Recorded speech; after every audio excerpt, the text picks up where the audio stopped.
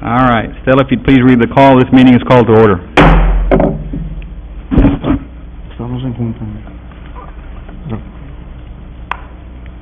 Notice of public meeting of the City Commission of the City of Brownsville. Pursuant to Chapter 551, Title 5 of the Texas Government Code, the Texas Open Meetings Act, notice is hereby given that the City Commission of the City of Brownsville, Texas, in accordance with Article 5, Section 12 of the Charter of said city, will convene an executive session and regular meeting on Tuesday, May 1st, 2007 at 5:05 p.m. and 6 p.m. in the Commission Chambers on the second floor of the Brownsville City Hall, Federal Building located at 1001 East Elizabeth Street, Brownsville, Cameron County, Texas. Executive session items.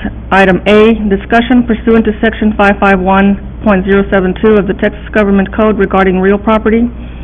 Item B, discussion pursuant to Section 551.087 of the Texas Government Code regarding economic development opportunities. Item C, discussion pursuant to Section 551.072 of the Texas Government Code regarding real property. Mayor, so move that we go into executive session. Second. We have a motion by Commissioner Camarillo, seconded by Commissioner Longoria to go into executive session. All in favor? Aye. All opposed, motion carries. We'll be in executive session.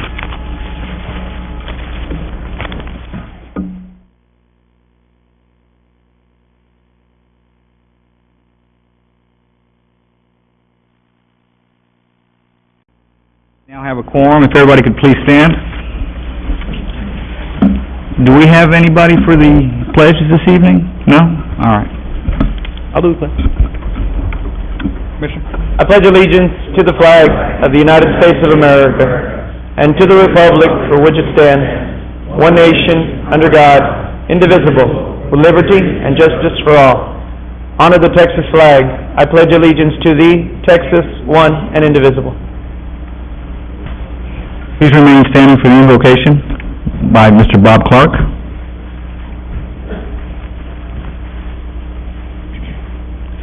Heavenly Father, we're very thankful that we have an opportunity to live in a free country, to come before you this evening. We thank you for the blessings of the past, the blessings for tonight, and the blessings for the future. Lord, I want to pray especially for the graduates of our local high schools and colleges. I want to pray, Lord, that many continue with better education. But Lord, I ask you to put into their hearts to stay in the valley, stay in Brownsville, and help us build this into a mighty metro community. Lord, I thank you for the prosperity that we enjoy. I thank you, Lord, for the leadership of our city. I thank you for the sincerity of our mayor and our commissioners and all the department heads of the city of Brownsville. I ask for you to guide them and guard them and be with them, Lord. I'm not one for fences or brick walls, but I'm one for your protection. So I ask for your protection over each and every one of them. In Jesus' name I pray. Amen. Amen. Amen. Thank you, Bob. All right. Before we get to the proclamation, there is a presentation to be made by the Brownsville Community Health Clinic. We have the board president, the Honorable Juan Jose Martinez. Judge? May I approach? Absolutely, Judge.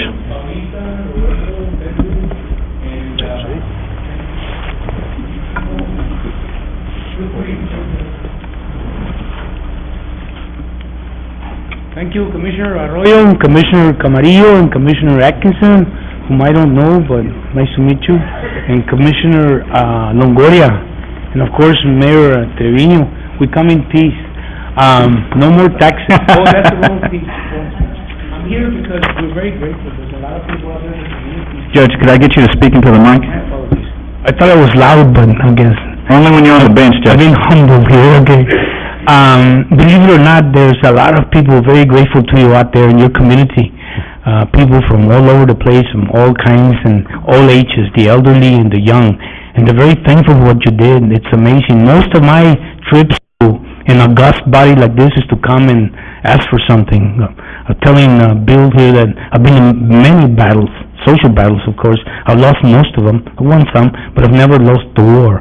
But here I come in the spirit of goodness, we come to thank you, and I don't have the words or wisdom to really touch your hearts the way we'd like to touch them from the people, the voice of the people. They're very grateful for what you did with the clinic that I call La Clínica de los Pobres, La Clínica de Madre Teresa. Of course, here they call it the Brownsville City Clinic, and it really belonged to Edelstein because he started it all. I remember paying 25 cents for my first immunization shot, thanks to him, and after that, I mean, there's hundreds of others that have taken advantage, and thanks again for what you did. We're very, very grateful. People don't believe me. They say I exaggerate, but it's the honest truth. I've told President Bush and his colleagues in Washington that here in this part of our country, and this is America, believe it or not, we have more people in street by street compared to our country in wheelchairs than any other place in this country because of diabetes. And there's one scientist that agrees with me that part of that fault, and there are many, many variables, part of that fault is the mosquitoes. And this Dr. Guevara, the only scientist that agrees with me. But someday they'll discover that's part of the truth. We just have too many people here with cancer, too many people with hypertension, too many people with young people with cancer of the cervix, which is unbelievable because that only goes to the elderly. But we're experiencing all kinds of situations that are very, very tragic. And part of it, of course, is the environment, and part of it is the diseases. All my respects to our friends in Mexico. They don't need papers to come over. They don't need Minutemen to stop them. They just come over, like all diseases. But be there. Let me thank you again by saying that I have some friends from the board. Mr. Rafael Salazar. Where are you, Mr. Rafael Salazar? He took great. We want to say something. Yes, I want to thank you, Mayor, and the Commission, and everybody that helped, enforce and help us with that clinic.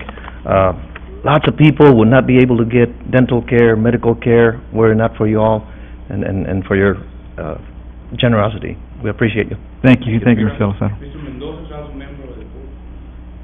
I just want to thank you also personally because I'm a baby member of the board, but in the short time that I've been there, I've been able to experience the rewards through seeing that people get medical attention, and it's all made possible through your help as well as other agencies. But Brownsville, by being so considerate in their assistance at this time, has provided a lot of assistance to our people. Thank you. Thank you, Ms. Mendoza. Mayor and Commission, thank you very much for your continued support in our mission to provide primary health care to the citizens of Brownsville. Thank you. He's been there 100 years. I would like to stay another 100 years, yes. I just wanted to tell you the impact is incredible. I did some quick calculations in the last 20 years that we have been a community health center. We have seen approximately 1.8 million visits. That's a testament to the city of Brownsville, where the clinic actually has been in operation a lot longer than 20 years. It is the vision of this city and the vision of people like yourselves who are volunteers that have allowed us to get as far as we can. I know that in the next 15 years that you have granted us to stay in the building at $1 a year, we will make you prouder. Thank you for all you do, and these are just a few of the things that you do in the city that people really don't know about. So, again, mil gracias. Thank you, Paula. Mayor Trevino, I'd be remiss if I didn't mention the fact that some of you, believe it or not, are working on trying to help us out, kind of rebuild the parking space, because we've had quite a lot of injuries there because there's holes and there's people in wheelchairs and it's hard for them to get into the clinic. So we appreciate that, and we're willing to pay for some of it. And Judge, yes. Most of the work on the infrastructure on the streets is already underway. That is a project that we're currently undertaking already. We appreciate it very, very much. As far as that is concerned, we have addressed that already, specifically on Orange Street. We have already addressed that issue, so we are working on that already as we speak.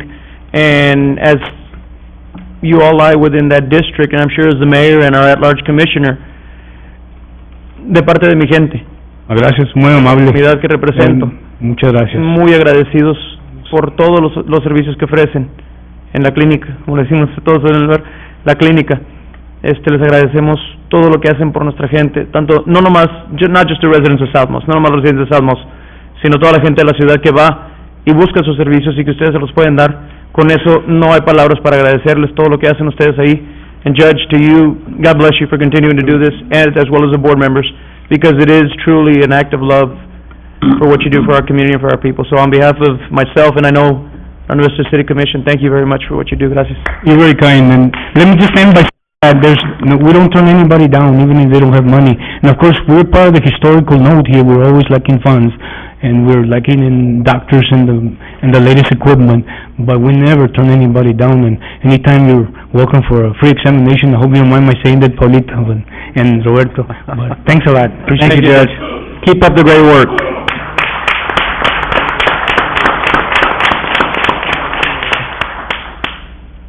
Who is here for the Building Safety Week? Mr. Gomez, come up here and get your picture taken. Bill?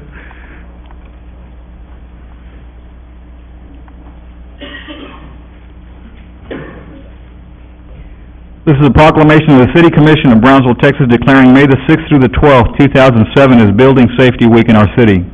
Whereas through our continuing attention to building safety, we enjoy the comfort and peace of mind of structures that are safe and sound.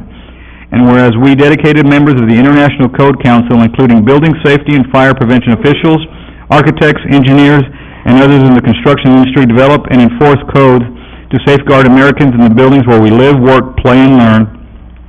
And whereas this year's theme, Building Smarter for Disasters and Everyday Life, encourages all Americans to raise our awareness of building safety and to take appropriate steps to ensure that the places where we live, work, play, and learn are safe, and that countless lives have been saved because of the building safety codes adopted and enforced by local and state agencies.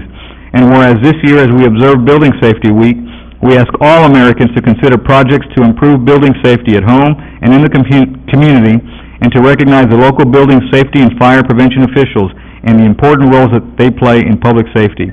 Therefore, we, the members of the City Commission of the City of Brownsville, by virtue of the authority vested by the Charter of said city, do hereby designate May the 6th through the 12th, 2007, as Building Safety Week in our city, and further urge all our citizens to participate in Building Safety Week activities and to assist others in improving their building safety, done on this first day of May 2007, signed by the Mayor and the Commissioners. Mr. Gomez, if you'd like to say a few words, we would appreciate it.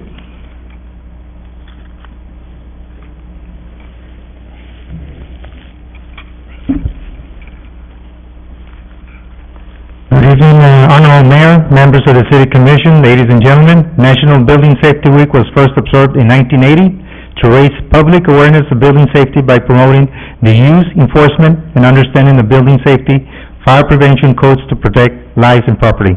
Our department works hand in hand with Fire Department Chief Perez and his inspectors, Engineering Department Carlos Lastra, Health Department Jose Ramirez, and his staff to ensure the safety of citizens of our community. By doing our jobs each day, we provide the first line of defense against building disasters and ensure that the structures you and your loved ones live in, play in, worship, and attend school are safe. This year, our department will be conducting presentations at 3 local high schools to promote building safety, careers in building, engineering, architecture, and related fields. Again, thank you for your time, and have a good evening. Thank you, Mr. Gomez. Thank you, Mr. Gomez. Good luck. All right, item 3. Item 3, consent agenda items number A through E. So move. Motion to approve by Commissioner Longoria, seconded by Commissioner Camarillo. All in favor? Aye. All opposed, motion carries. Item 4. Item 4, consideration and action to appoint or reappoint one member to the Parks and Recreation Advisory Committee. Mr. Keller, I have spoken to Mr. Ortiz, and he has asked to be reappointed, so my motion would be to reappoint Mr. Ortiz to the Parks, seconded by Commissioner Longoria. All in favor? Aye. All opposed, motion carries. Thank you. Thank you. Item 5. Item 5, public hearing and action on first reading of ordinance number 235-2007-008-S to allow a light retail professional office and light retail use in a dwelling G classification for lots 25 through 31 and 35 through 38 of Silver Oak subdivision located near Ruben Torres, FM 802 and Laredo Road. Honorable Mayor and City Commission, in this particular case, which is shaded in red, this is a specific use where the developer is proposing to extend his commercial development into the residential lots. In this particular case, the Planning and Zoning Commission directed staff to work with the developer and the neighborhood to work out a site plan that was favorable to both. Staff had 2 meetings at the West Side Community Center with both the developer and the neighborhood, and came to a consensus, and that site plan is in your packet. The Planning and Zoning Commission at the last meeting voted unanimously to approve the site plan and the application, and then forward it to you for your approval. All right, this is a public hearing. Move to close. Motion to close by Commissioner Longoria, seconded by Commissioner Arroyo. All in favor? Aye. All opposed, motion carries. Action. Move to approve. Motion to approve by Commissioner Arroyo, seconded by Commissioner Atkinson. All in favor? Aye. All opposed, motion carries. Next item. Item 6, public hearing and action on first reading of ordinance number 235-2007-011-S to allow a medium retail specific use water mill in a professional office classification for Lot 65, Block 1 of El Valle North Subdivision, located near Iowa Street and El Valle Street. Honorable Mayor and City Commission, this is a property shaded in red here, Iowa and El Valle. This is a proposed location for a water mill. The Plan and Zoning Commission voted unanimously to approve this application for your approval. This is a public hearing. Would it close? Motion to close by Commissioner Atkinson, seconded by Commissioner Camarillo. All in favor? Aye. All opposed, motion carries. Action. Motion to approve by Commissioner Camarillo, seconded by Commissioner Longoria. All in favor? Aye. All opposed, motion carries. Item 7. Item 7, public hearing and action on first reading of ordinance number 235-2007-014 to rezone from medium commercial G classification to medium industrial G, HCG classification, 3 acres out of Lot 6, Block 5 of El Jardín re-subdivision, located near FM 511 and Dakota Avenue. Honorable Mayor, in this particular case, Magic Valley would like to create a substation on Dakota Avenue. It needs medium industrial zoning, and this is the area shaded in red here. The Plan and Zoning Commission voted unanimously to approve this application for you. Move to close. Oh, sorry. This is a public hearing. Close. Motion to close by Commissioner Longoria, Second. seconded by Commissioner Camarillo. All in favor? Aye. All opposed, motion carries. I'd move to approve. Motion to approve by Commissioner Longoria, seconded by Commissioner Camarillo. All in favor? Aye. All opposed, motion carries. Next item. Item 8, public hearing and action to adopt October 1, 2007 to September 30th, 2008 consolidated plan budget of the city's housing and urban development entitlement grants.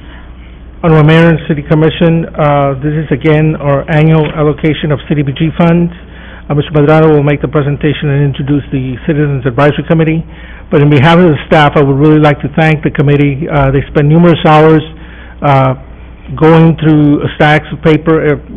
We had to buy them a cart because I was wondering why that was there. just to show you how many proposals was received, over $5 million or close to $5 million of requests. We had to buy them a cart because we didn't want them to get hurt carrying this stack of paper back and forth to their meetings. They met many hours, analyzing, meeting with nonprofits, touring the sites, including touring some of the city streets. But they worked very diligently and made are making a good presentation to you tonight. Mr. Medrano? Good evening, Mayor, City Commissioners. These are members of the BCAC, Minnie Garcia, Rose Gomez, Antonio Martinez, Gloria Rico, and Arturo Rodriguez. On February 20th of this year, this commission directed the BCAC to consider application funding for the city's HUD entitlement grants for fiscal year 07 and 08. This committee volunteered a total of aggregated hours of over 400 hours to review 36 applications, preside over 2 public hearings, 2 work meetings, and 1 tour. I'm happy to report that the committee's recommendations have been finalized. In behalf of Mr. Medina and the planning staff, I would like to thank these members for their hard work and dedication. I would also like to now introduce Mr. Arturo Rodriguez for the recommendations to the commission. Honorable Mayor, Commissioners, Welcome. ladies and gentlemen. The BCAC makes the following recommendations based on the HUD funding available and the community needs and priorities that the committee heard during the public hearings and which are outlined in the city's 5-year consolidated plan. The following recommendations the committee has ascertained will have the most significant, immediate, and direct impact on the city's low and moderate residents. Please note that the dollar amounts have been rounded off. This year, the BCAC considered a total of $5.9 million in funding requests from the Community Development Block Grant. The funding available is $3.4 million. Under the Social Services Program category, the committee recommends that the full 15%, which is $503,000, be utilized as allowed by the HUD rules and regulations. Under this category, Health Services topped the list with $197,000, followed by Child Abuse and Prevention Services with $95,000. Next, Youth Services with $68,000, followed by Job Training with $54,000, Substance Abuse with $35,000.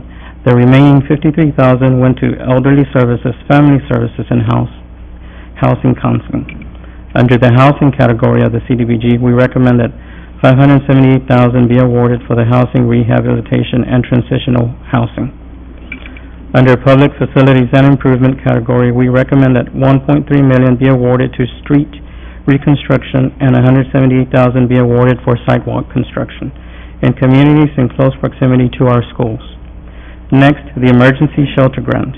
The BCAC considered a total of $282,000 in funding requests. Funding available is $144,000. This grant is restricted to homeless services only. The BAC recommends that the Friendship of Women Good Neighbors Settlement House, the Aldenham Center, be awarded the $144,000 available in proportion to the homeless needs as is indicated in the spreadsheet enclosed in your packets. Finally, the Home Investment Partnership Program grant and American Dream Down Payment Initiative, the ADDI grant. The BAC considered a total of $3,040,000 in funding requests for housing. Funding available is $1,157,000. The BAC recommends that $400,000 be awarded to the Chicory Court Tax Credit Project as a loan. Next, that $182,000 be awarded to the Brownsville Affordable Housing Corporation for new housing, and that $575,000 be awarded to the city's Down Payment Assistance Program. This concludes this presentation. I'll be happy to answer any questions you may have. Thank you. Also, on behalf, Commissioner Cisneros called me and said that he also supported the BCAC in their recommendations. Thank you.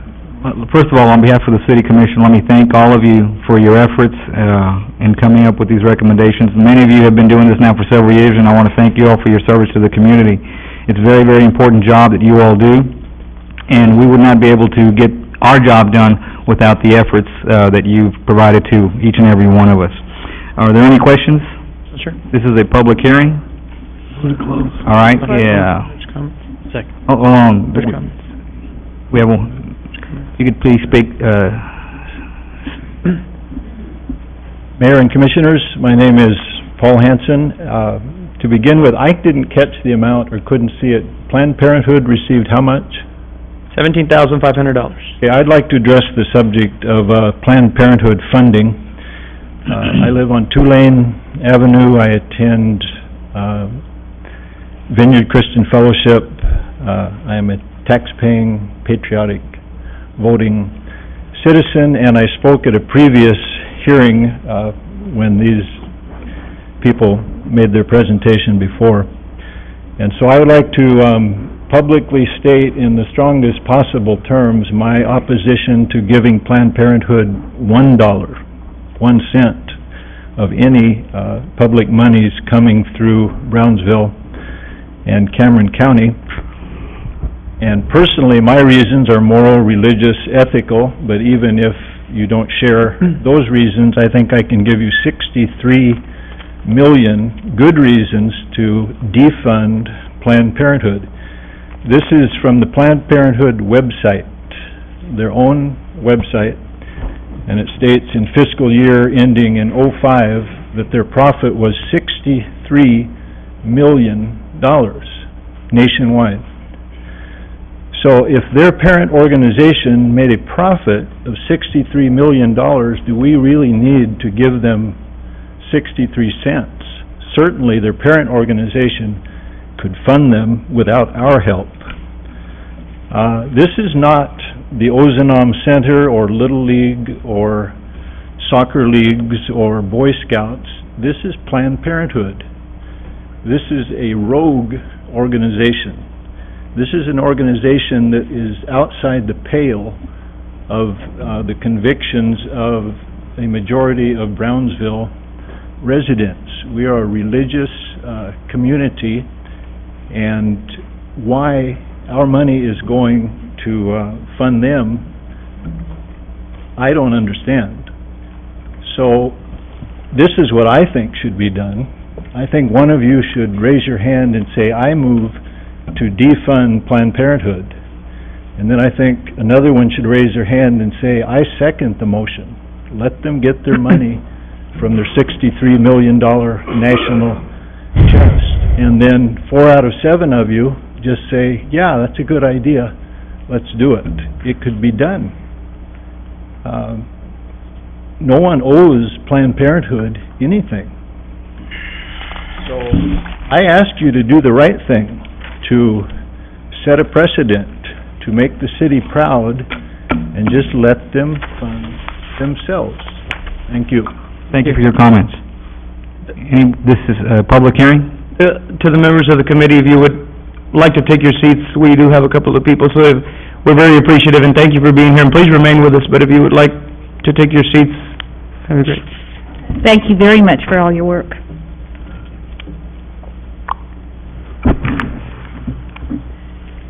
Go ahead, sir. Honorable Mayor and Commissioners, my name's Bill Poole. I'm a associate pastor at a local church, Good Shepherd, and I share probably the same beliefs as Mr. Hanson does, but I want to address the committee also on other issues, not moral or religious issues. There was a packet put before you that I will be speaking from, highlights the reasons for our desire that Planned Parenthood not be funded again, because their own reports indicate that they nationally made $63 million last year, and their own IRS tax return, their latest available public tax return, Schedule A, indicates that between the last 2 tax years, they had an increase of $84,456 in payroll for 4 employees, 1 caseworker and 3 nurses. The caseworker salary is $50,003. The nurses' salaries are $57,116, $67,706, and $74,305. And this is for a clinic which is only open half a day, 5 days a week. So Monday, Wednesday, Friday, they're open from 8 a.m. to 11 a.m., and Tuesday and Thursday, they're either open those hours or 3 afternoon hours, depending on the nurse's discretion. This is a total in benefits and deferred compensation, according to their tax return, of $275,164.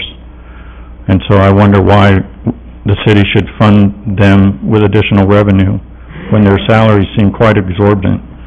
Not only that, their own, if you call them, they list fees for the services they provide. Pregnancy test is $20, STD testing is $61.50, and a pelvic exam, pap smear, and breast exam, and an office visit with a nurse is $64.50, for a total of $146 that is required of the patient on their first visit in cash, in full, before any services are provided. On the second page of the documents before you, there are a list of about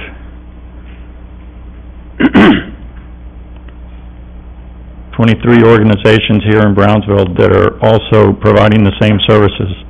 Everything from the American Red Cross to the Brownsville Community Health Clinic and Health Center to Cameron County Department of Health and Human Services, the Catholic Social Services, CHIPS, Friends of Women, Good Neighborhood Settlement, Lucio Clinic, Monica's House, as well as Planned Parenthood, the Pregnancy Testing Center, which provides similar services except for the recommendation for abortion, and that organization is privately funded and seeks no funds from the city to perform the services that they offer.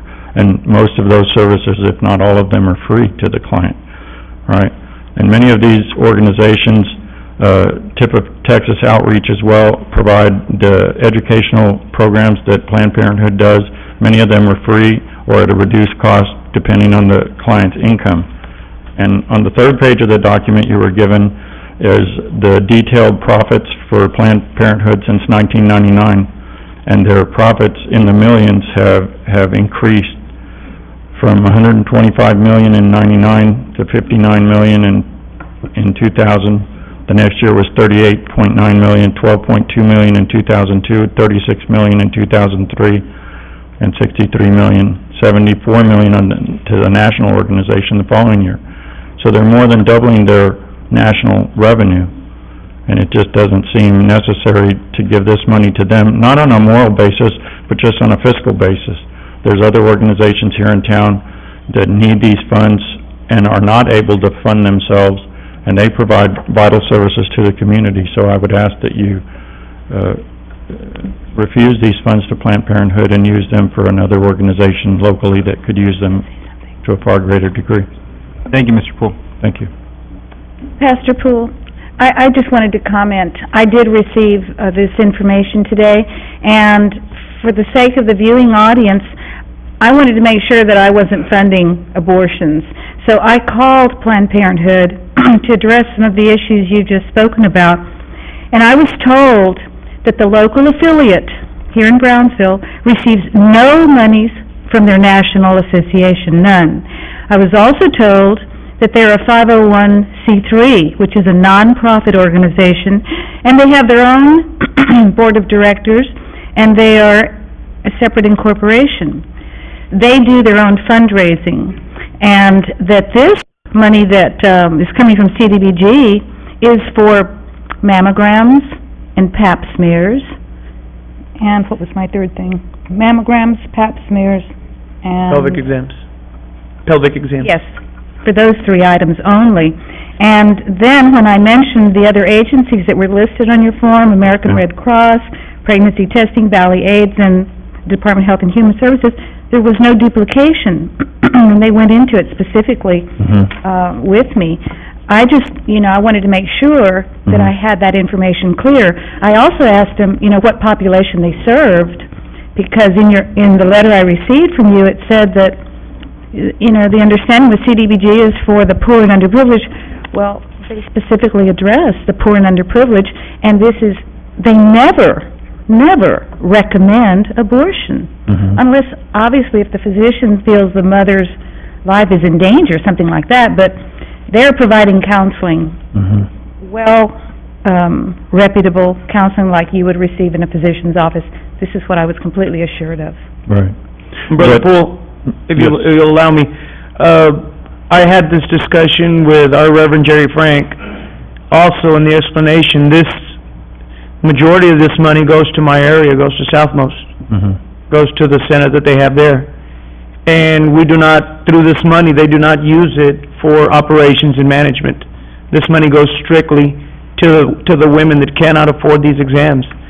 If you're familiar with the organization, I am United Columbus, and I am a member of the Pro-Life Committee. And we are in no way endorsing or giving money to any kind of an abortion. We're strictly against that. This is just, these monies serve a purpose, and they help these women that cannot afford these exams, and therefore, that is why the money is allocated. The money is earmarked and specifically given so that they may receive these kinds of services and these kinds of exams that they normally would not be able to afford. They will not pay the $64.50. This money is used to cover that exam so that they don't have to pay the $64.50. Well, that's what I called them about today and spoke to a lady by the name of Sonia there, and I asked her, in fact, if a person could not pay these fees, what option would they have if there was some provision for them because they don't have the funds, and she told me no. They can refer them to other agencies that may help them if they qualify for financial aid or Medicaid. The Department of Human Services definitely provides all of these services at low or no cost to those people, all right? And so they told me today that they will not provide these services gratis or free or pro bono, that if you can't pay in cash upon your visit, that these services cannot be provided for you. As far as the abortion issue, Planned Parenthood does not conduct abortions, all right? That's not part of what they do, all right? If that decision is made, they're referred to it. There's only one agency that I know of in the valley that provides them, and it's in Harlingen. So they do not do abortions. I'm not here to make that argument at all. All right, my concern is that they don't provide these services at no cost to people who can't afford them. They will refer them to other agencies that do that, and I would prefer to see these monies go to those agencies that provide them at no charge, because they indeed need that money. Now, by whatever means Planned Parenthood is able to raise these funds, whether they're funded nationally or not, they're apparently, according to salary, very capable of raising the funds they need to do that. And I would like to see these funds go to an organization here locally that provides those services at no cost to people exactly from your area. The Department of Health and Human Services, however, only provides prenatal and immunization. They don't have clinics that'll give pap smears and mammograms.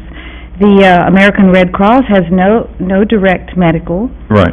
The Valley AIDS does HIV testing, no mammograms or pap smears. And so there's no conflict of interest there or duplication of services. No, but from Brownsville Community Health Center, and also from the other clinics, Su Clinica Familiar. Those weren't listed on my sheets. Oh, I'm sorry, they're on the one that was given to you this evening. I didn't receive those in time to I'm sorry. pursue that information. Okay, so, those organizations do offer those services at no cost. And those are the very organizations I would hope would receive these monies, because they do provide those services at no cost to the client. Thank you. Thank you, Mr. Poole. Thank you. Anybody else?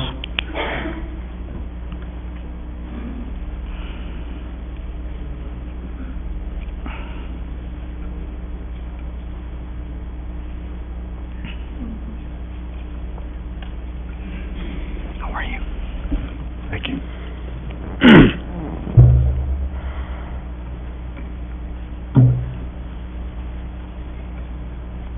Good evening, I'm Martha Gonzalez. I'm president of Palmer Drug Abuse, and this is Delilah Garcia, administrative director for Palmer Drug Abuse. We want to thank you very much, and we'd like to thank the BCAC for their recommendation to the City Commission and to Skip Keller. This is going to be a wonderful 25th year anniversary for Palmer, and we continue to do the best that we can for our community. Thank you. Thank you. Anyone else?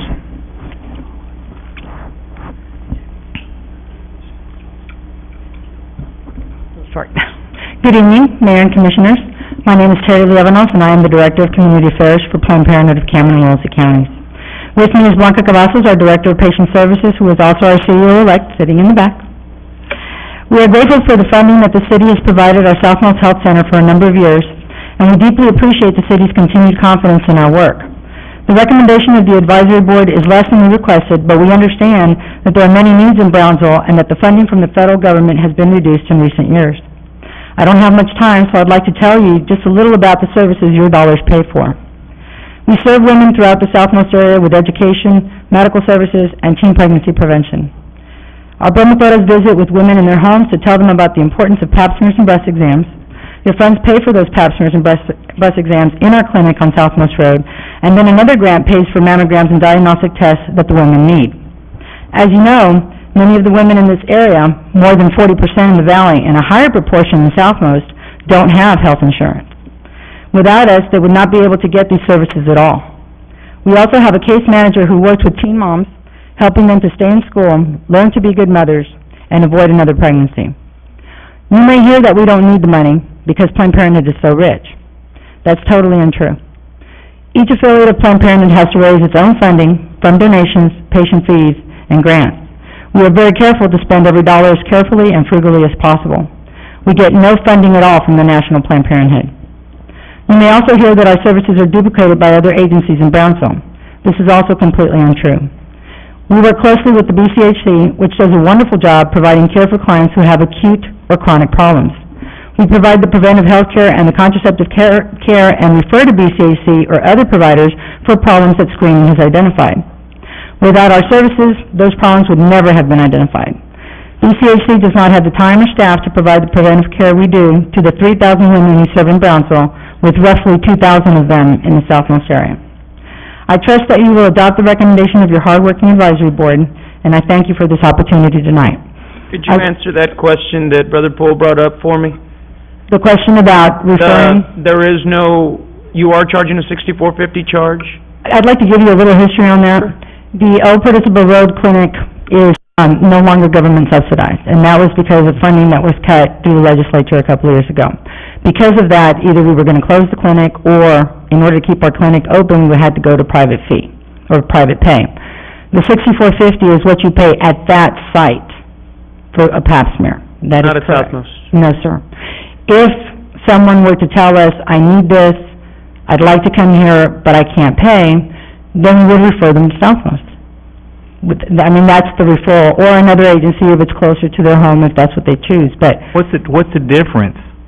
If you're gonna end up telling them, you can go over here and not pay, then why are you doing that at that location? Because at the Old Portisville location.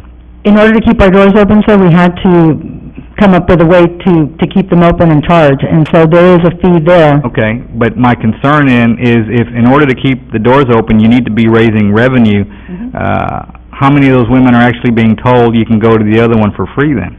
Those women they're told how much it costs to go to the OPI.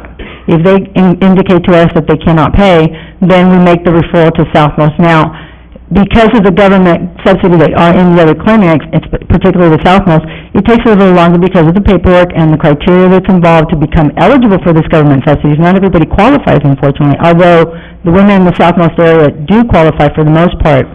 Then they would be transferred either to Southmost or San Benito or the Raymondville or Harlingen sites. All right, hold on, Commissioner, I got a few more questions. Explain to me then, and I understand what you're saying, that you are a local affiliate, basically, you're independent, you're by yourselves. Is that right? Yes, sir. How in the world then does the umbrella corporation of Planned Parenthood, Inc., generate revenues that give it a profit of $63 million? Do you pay them No. an affiliate fee, or? We have dues that we may have to pay every year to the affiliate for other purposes, but not for what you're thinking. They have national donors from around the country and around the world that give them money, and then that's how they promote their educational services and do that. But they don't give the monies to the affiliates, per se. They don't in any way give any type of support? Not monetary. Taking away the moral issue, right. You know, I think this argument is extremely strong, in the sense that it's hard to argue that Planned Parenthood is not a profitable or money-making entity, and in that case, you know... In any given year, sir, we start off with breaking even, or between breaking even and $25,000. $25,000 is very little to start a fiscal year with. We do run 5 clinics. We have 5 health centers in both counties that we have to keep open for all of the members of our community, not just the people in Brownsville. So that's how that works. Does that help? Why doesn't That's not the way it's set up. There's over 120 affiliates, over 400 clinics, and we're all responsible for raising our own money. What do they do with their profit, since it's a not-for-profit? What do they do with their money at the end of the year? What does the national organization do with their money? Advocacy is one for reproductive rights nationally. They do have their own health center in New York, but that's separate from the national organization, the way that the funds are raised there. So instead of asking the national Planned Parenthood before you go under, and having to charge $64, you couldn't ask for a grant from your own Planned Parenthood national?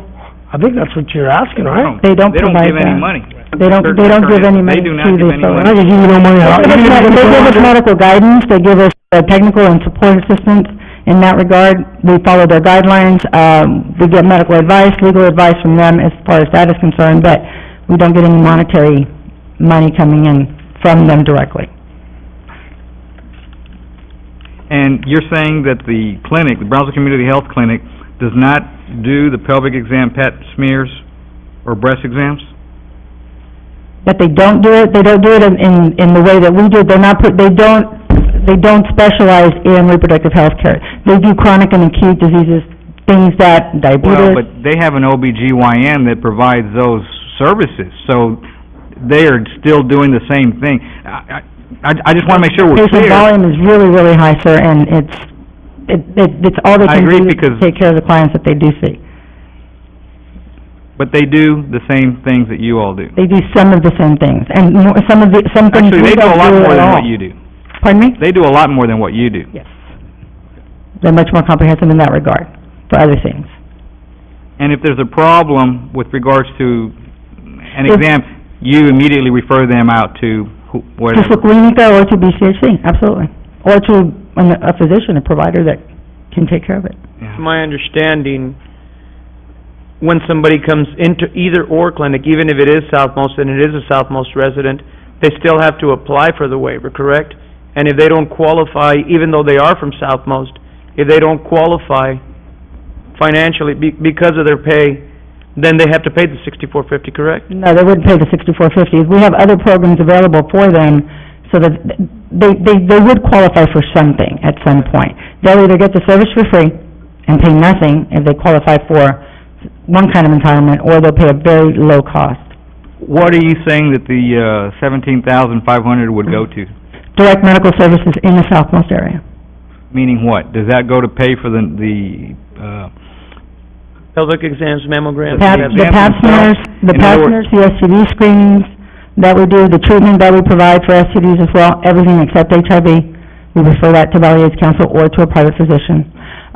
Mammogram screening mammograms, and then there's other grant monies if the woman requires further treatment for that. So does that then does it go into your O&M, your operation? You say it goes directly to the exams, what do you mean?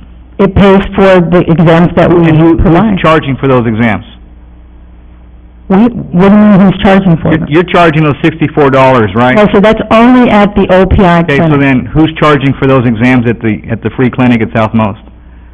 I'm trying to understand, you're saying that the $17,000 would go to these exams to pay for them. Right. Well, who's charging for them? Planned Parenthood. We're charging, the city paying us, we're charging the city to give us money to provide the services. Is this going to pay the physician, that's nurses? In other words, It goes to pay the supplies and possibly some of the salaries for people who provide the services there, yes. What happens when the 17.5 will be for the whole fiscal year? What happens when the 17.5 is come and gone, and you had month of June, X amount of people? Well, what happens after that? So then the service of being able to get any free, what do you do to those? No, we're not going to stop services. It is just one of the funding sources that we look to provide services in this area. We do have other grants that we look for. We can't just rely on one individual funding source, though. We continue our services throughout the year. I did want to speak a little bit to some of the Go ahead. we're open 5 days a week, 8 to 5, every day. At both, or just at one? All the clinics. Wednesdays we close at 3.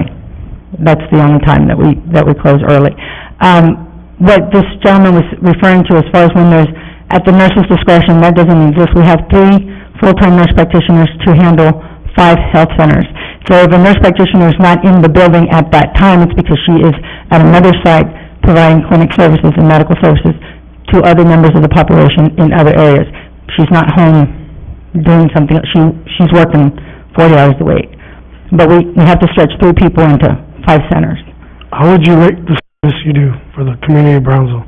How would I rate the service? Yeah, 5 being the best, 1 being the worst. 5. I would trust my life to these women. Great. And I have. All right. Any other questions? Thank you. All right, any other comments for public hearing? Mr. Carrabba? Mr. Mayor and Commissioners, I guess maybe I might speak a little bit to the moral issues of this, but also I'll speak as a parent. My name is Tommy Carrabba. I pastor Hosanna Assembly here in Brownsville. I've been here for a little over 9 years. I got 2 teenagers. I got one 17, one 15. This organization, Planned Parenthood, could take my 15-year-old daughter, without me knowing it, to a medical facility and let her have an abortion. If she wanted to. Regardless whether she wanted to or not.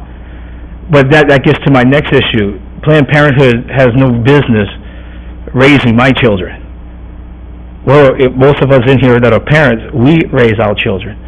And for them to go against what we believe, and to take my daughter, or anyone's daughter, to go have a medical procedure done without me knowing it, without my permission, but a nurse at a school can't give my daughter an aspirin unless I get almost an active David to get that done. You know, and we look at these things, and we're a city here, and we're supposedly, we care what's going on. We have walks against abuse of children. Just 2 weeks ago, we had a candlelight vigil and a walk for Monica's house and Maggie's house, but to stop abuse of children. This organization has done nothing since it has been planned, but to destroy families, cause a lot of heartaches in families, and things like that. Is that your opinion? I'm sorry? Is that your opinion? No, that's not my opinion. I deal with people.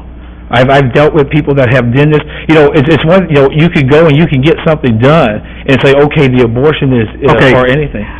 Pastor, with all due respect, because we're not going to be here all night, and we're not going to that issue that you're addressing. So if you could speak your comments, let's get through it, because we know what you feel about it, and I want to give you your time to speak, but we're not going to fix that issue tonight. Well, here's just actually I understand. Okay. Well, I mean, once again, I would ask the commission, I would ask you and the commissioners here to reconsider and rescind the monies that this organization has said that they would give them, because I don't think it would put a good outlook onto the city. I don't think we need that kind of reputation. We're supposedly a family-oriented city, and we want the best for our children. If I'm not mistaken, in 2010, there's going to be another census taking, and I guarantee you, every elected official is going to say this is wrong, that we're missing many people. The people that we're missing is because you've allowed money to go to Planned Parenthood, and those babies wasn't born, and that's why they wasn't counted into the census. Thank you. Anyone else? All right. This is a public hearing. I'd move to close. Motion to close by Commissioner Longoria, seconded by Commissioner Camarillo. All in favor? Aye. All opposed, motion carries. Action. Move to approve. Second. Motion to approve by Commissioner Longoria, seconded by Commissioner Atkinson. All in favor? Aye. All opposed? Motion carries. Thank you very much. Item Item 9. Item 9, consideration and action on resolution number 2007-021 to authorize the submission of an application and agreement to certify for the U.S. Department of Housing and Urban Development Section 108 Loan Guarantee Program. Honorable Mayor and City Commission, tonight, what we're asking is for your permission to prepare an application to HUD for a Section 108 loan.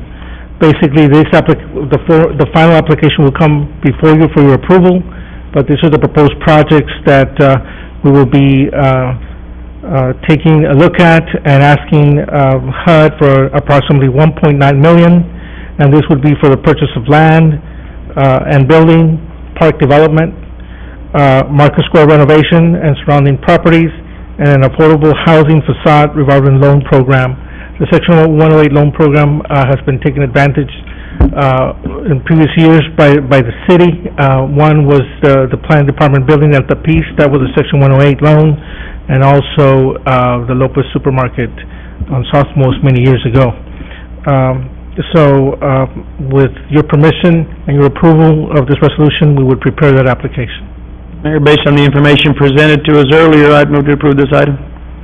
Motion to approve by Commissioner Longoria, seconded by Commissioner Camarillo. All in favor? Aye. All opposed, motion carries. Item 10. Item 10, consideration and action on resolution number 2007-022 to express support of the Texas Department of Transportation's proposal to realign Farm Road 511 between Old Port Isabel Road and State Highway 48 and designate it as a state spur roadway, which will be assigned a number by the TxDOT's Transportation Planning and Programming Division. Honorable Mayor, Commissioners, this is just a request from TxDOT. It's just basically a formality where they're going to construct this new roadway. They just want the city to acknowledge that. We recommend approval. Well, they need our resolution. Yeah. Yes. Move to acknowledge and approve. Motion to approve by Commissioner Longoria, seconded by Commissioner Arroyo. All in favor? Aye. All opposed, motion carries. Item 11. Item 11, consideration and action on resolution number 2007-023 to authorize the city manager to file a grant application with the Texas Department of Transportation for funding under the Job Access and Reverse Commute Program. Good evening, Mayor and City Commissioners. The intent of the Job Access Reverse Commute Program is for public transportation projects that promote the availability of public transportation services targeted to employment and employment-related transportation needs. In April 2006, BUS submitted a proposal to TxDOT for JARC funding. The following August, the Texas Transportation Commission approved a minute order awarding funding for JARC projects, including the proposal submitted by BUS. In January, the agreement with TxDOT for the grant became fully executed, and since then, BUS has begun implementing the new services included in this proposal. TxDOT has now issued a new request for proposals for JARC projects. BUS is requesting authorizations to submit a proposal for funding to conduct a formal evaluation of the JARC services that have been and will be implemented under the previous grant. BUS has approached the Institute Research and Planning Office of the University of Texas at Brownsville to discuss this project. While no formal agreement has been made with the office at this time, they offer the availability of their services for evaluating the routes and were receptive to the idea of participating in the cost share of the project by counting their billable hours as in-kind match for this grant. So we're asking your authorization to allow us to apply for the grant. There will be no financial request. Not yet, but that's okay. Yeah. Move to approve. Motion to approve by Commissioner Arroyo. Second. Seconded by Commissioner Atkinson. All in favor? Aye. All opposed? Motion carries. Good luck, Norma. Item 12. Item 12, consideration and action on resolution number 2007-024 to authorize the city manager to file a grant application with the Federal Transit Administration for funding for the multimodal terminal facility project. On March 23rd, 2007, a solicitation of grant applications was published in the Federal Register for the discretionary funds available in fiscal year 2007 for the Federal Transit Administration bus and bus facility programs. One of the priority areas that was listed in this grant program is intermodal terminal projects that include inner-city bus providers. BUS would like to submit a proposal requesting grant funds to complete the development of the multimodal terminal project. The grant will provide up to 80% of the net project capital costs. BUS is requesting authorization to submit a proposal for $13,600,000, the balance of the federal amount needed to develop the terminal based on the most recent estimates. The city's match for the project has already been authorized by the City Commission. It includes the Certificate of Obligation bonds issued in 2006 and authorized in 2007. It also includes in-kind match that has been contributed by the city. Norma, would you tell the viewing audience how this came about? When we went up to Washington last month, In March. In March, in March, the delegation that went representing Brownsville visited the offices of our legislators, and we were advised of the availability of earmark funds that were available that had not been funded, and were told that we would be eligible to apply under that project. And a few weeks later, we got a phone call telling us that we were eligible to apply and that they would all be supportive, send us a letter of support for our project. So as a result of the trip, we became aware of this particular project and funds that would be of great benefit to this project that we weren't aware of before. Right. All right. This is an action item. Motion to approve by Commissioner Camarillo, seconded by Commissioner Arroyo. All in favor? Aye. All opposed? Motion carries. Good luck with this one. Item 13. Item 13, consideration and action to accept a grant from the Texas Department of Transportation for funding under the Intercity Bus Program.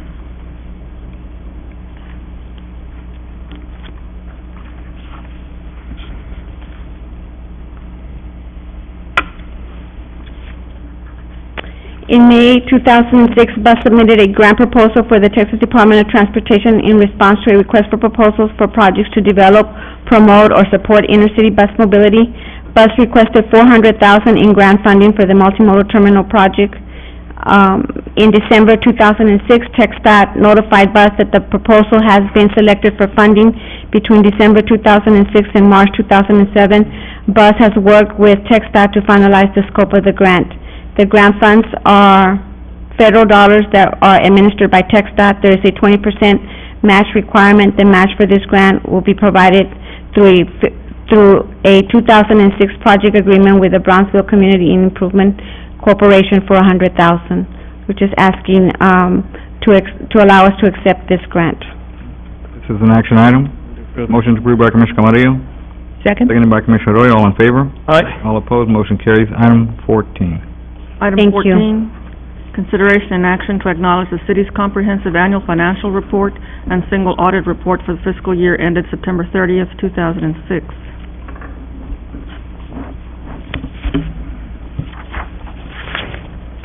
Honorable Mayor, members of the City Commission, the comprehensive annual financial report and the single audit report were completed in March, and this is for the period ending fiscal year 2006. Mr. Carlos Barrera with the firm of Long Schulten will make this presentation to you.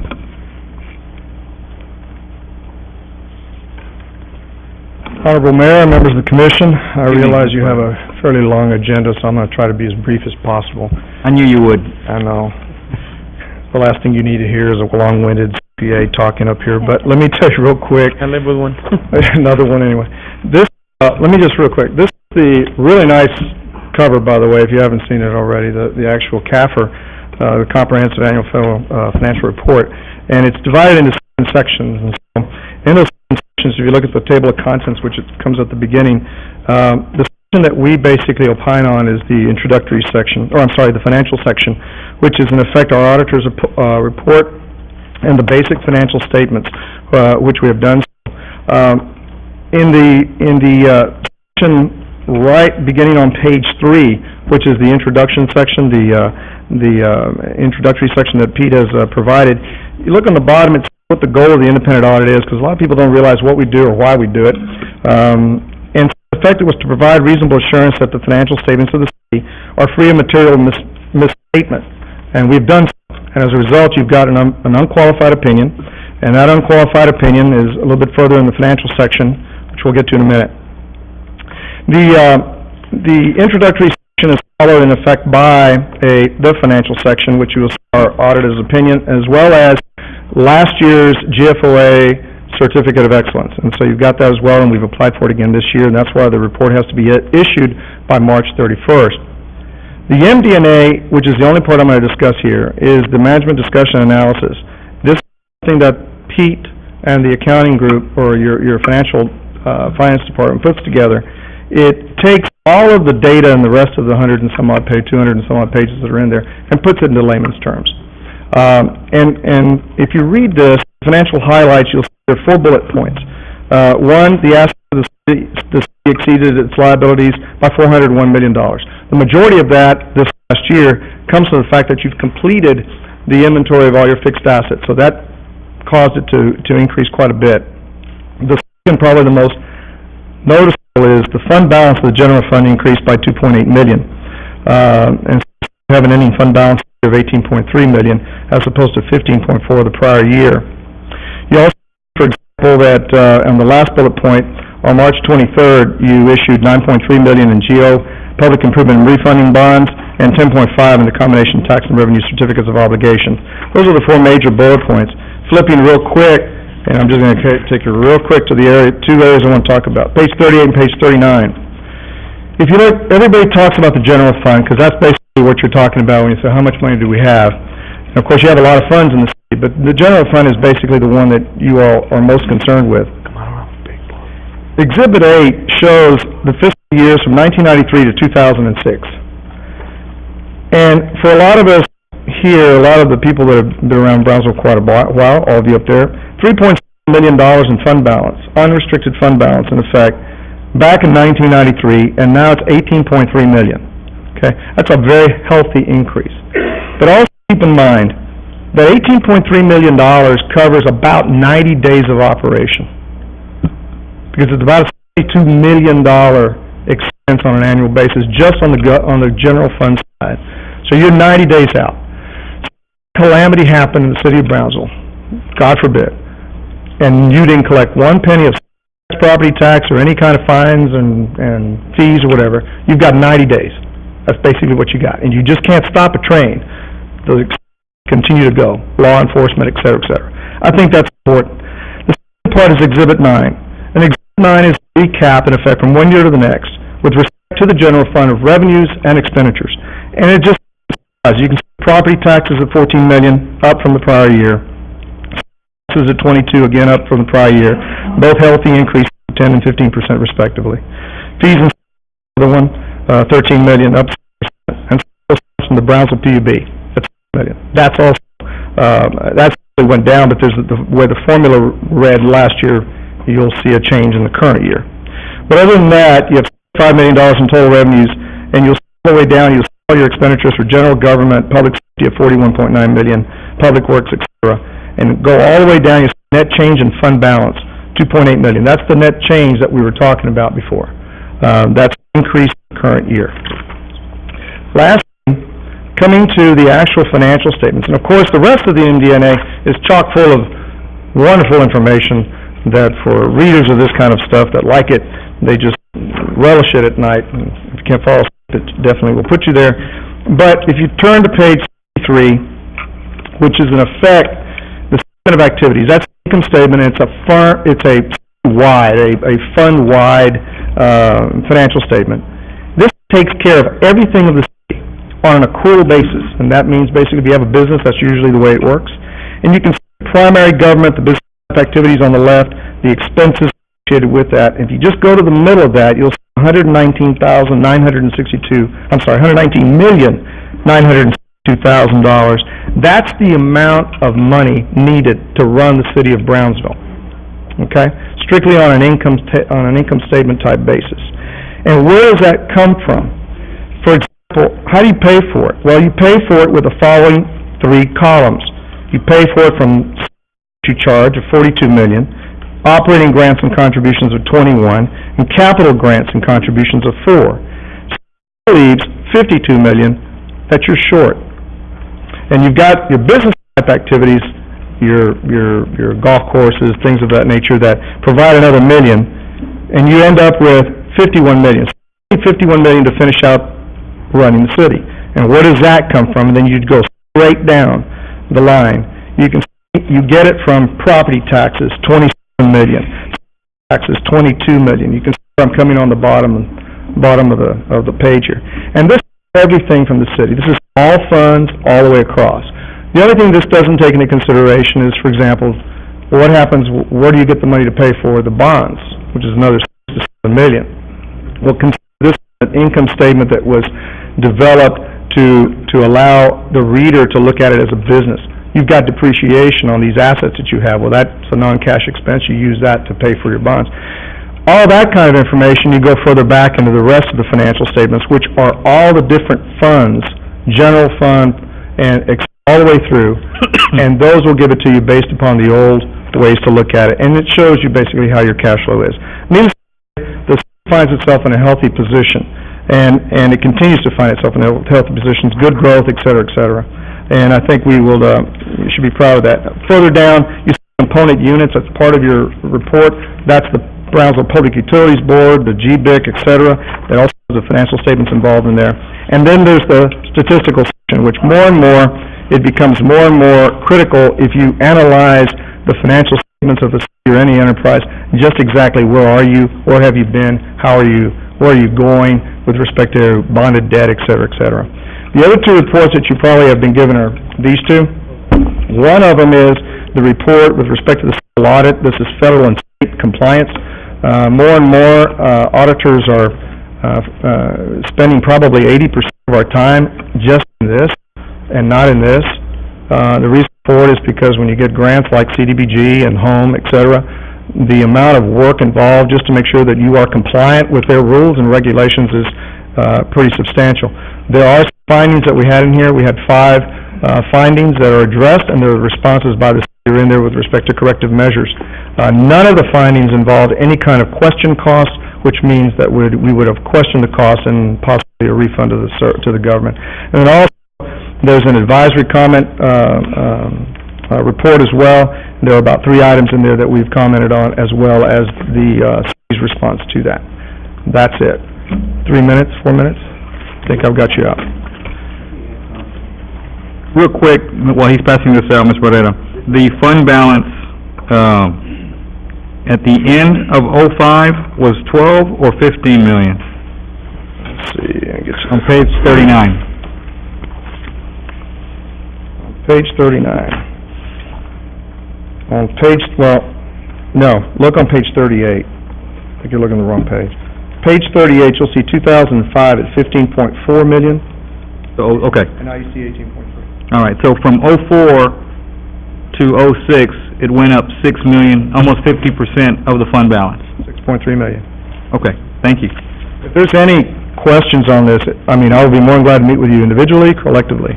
Anybody needs help going to sleep tonight, just call Carlos. Thank you very much. Thank you for the, Thank you. for the work. All right, Pete. The schedule that I passed out to you regarding, property tax rates, if you look at that schedule that I just presented, 1985, because I know that we always keep saying our tax rate, what the tax rate for the city is. And this schedule compares not only the city, but other taxing entities within the city, such as the school district, Cameron County Navigation District, Texas Southmost College, UTB, South Texas Independent School District. And this schedule gives you by years. Look at the city of Brownsville. 1985, the tax rate was 75.05 cents per $100 valuation. Look at 2006 tax year, which is fiscal year 2007. The tax rate 75.035. That's a 10 cents decrease that the city of Brownsville has given the taxpayers in the city. And you look at other taxing entities. All of them have gone up. Yes. Also, on page, of the report, page 52 and 53 of the report, because I know that this keeps coming up on a regular basis regarding streets and drainage. The city of Brownsville in 2006 fiscal year spent $12.4 billion in streets and drainage projects. That concludes my presentation. Thank you. Thank you very much, Ms. Gonzalez. This is an action item. Move to approve. Motion to approve by Commissioner Roy, seconded by Commissioner Camarillo. All in favor? All opposed, motion carries. Real quick, Mayor, I just want to thank the city of Brownsville, Public Works, David Ivory, and all the people at the city that are working hard to get these things done. You know, there's a percentage there in the city that we're not doing what we need to be doing. But the Brownsville need to know that we've paid more in 5 years than we have in 30 years. We've paid more than we've paid in a long time. So I appreciate the job y'all are doing. I know y'all are getting a bad rap in the paper, the Brownsville Herald, and I apologize for that. But I know y'all are doing a good job, and some of these people from the Herald need to come right along with me and Rick and Public Works Director David Ivory when we go out there and check out the streets. And I'm sure there's a lot of stuff to be addressed, but we're getting some. You know, we're gonna get this. It just takes time, and we got the right people to do it, and we'll get there. Thank you, Commissioner. Item 15.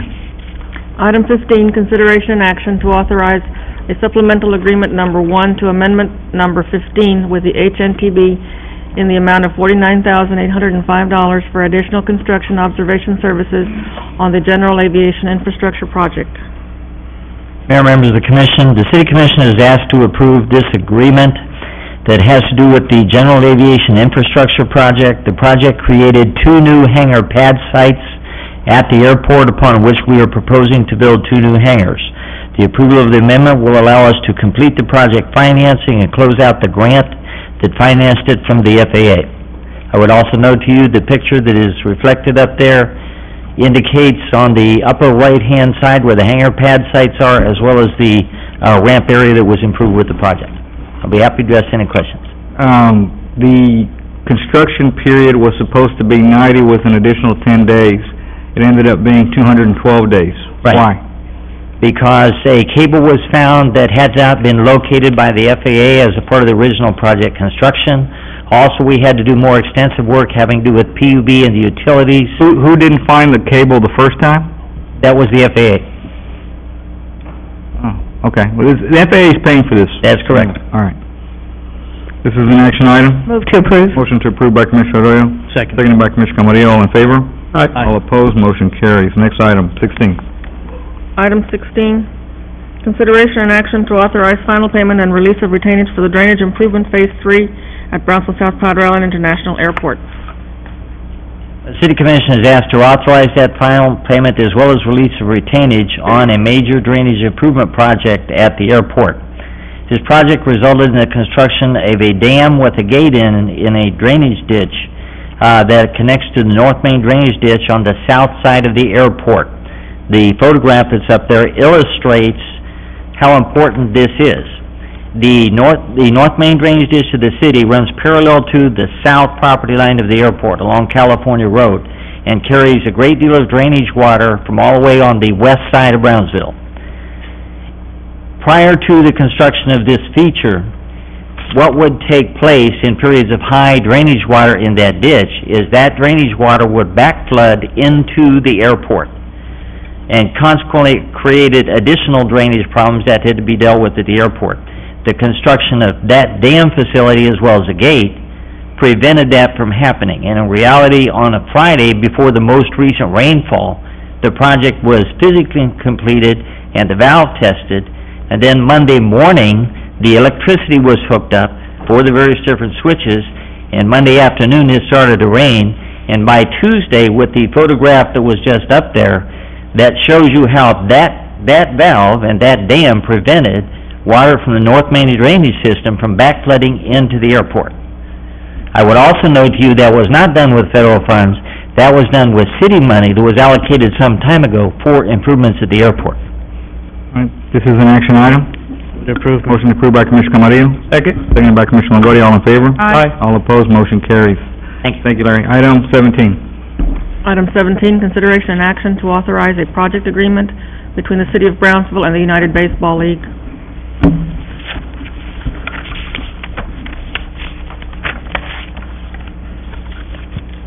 Mayor, members of the City Commission, for some time there has been discussion between ourselves and the United Baseball League about an agreement that would allow them to construct a multi-use ballpark complex here within our city.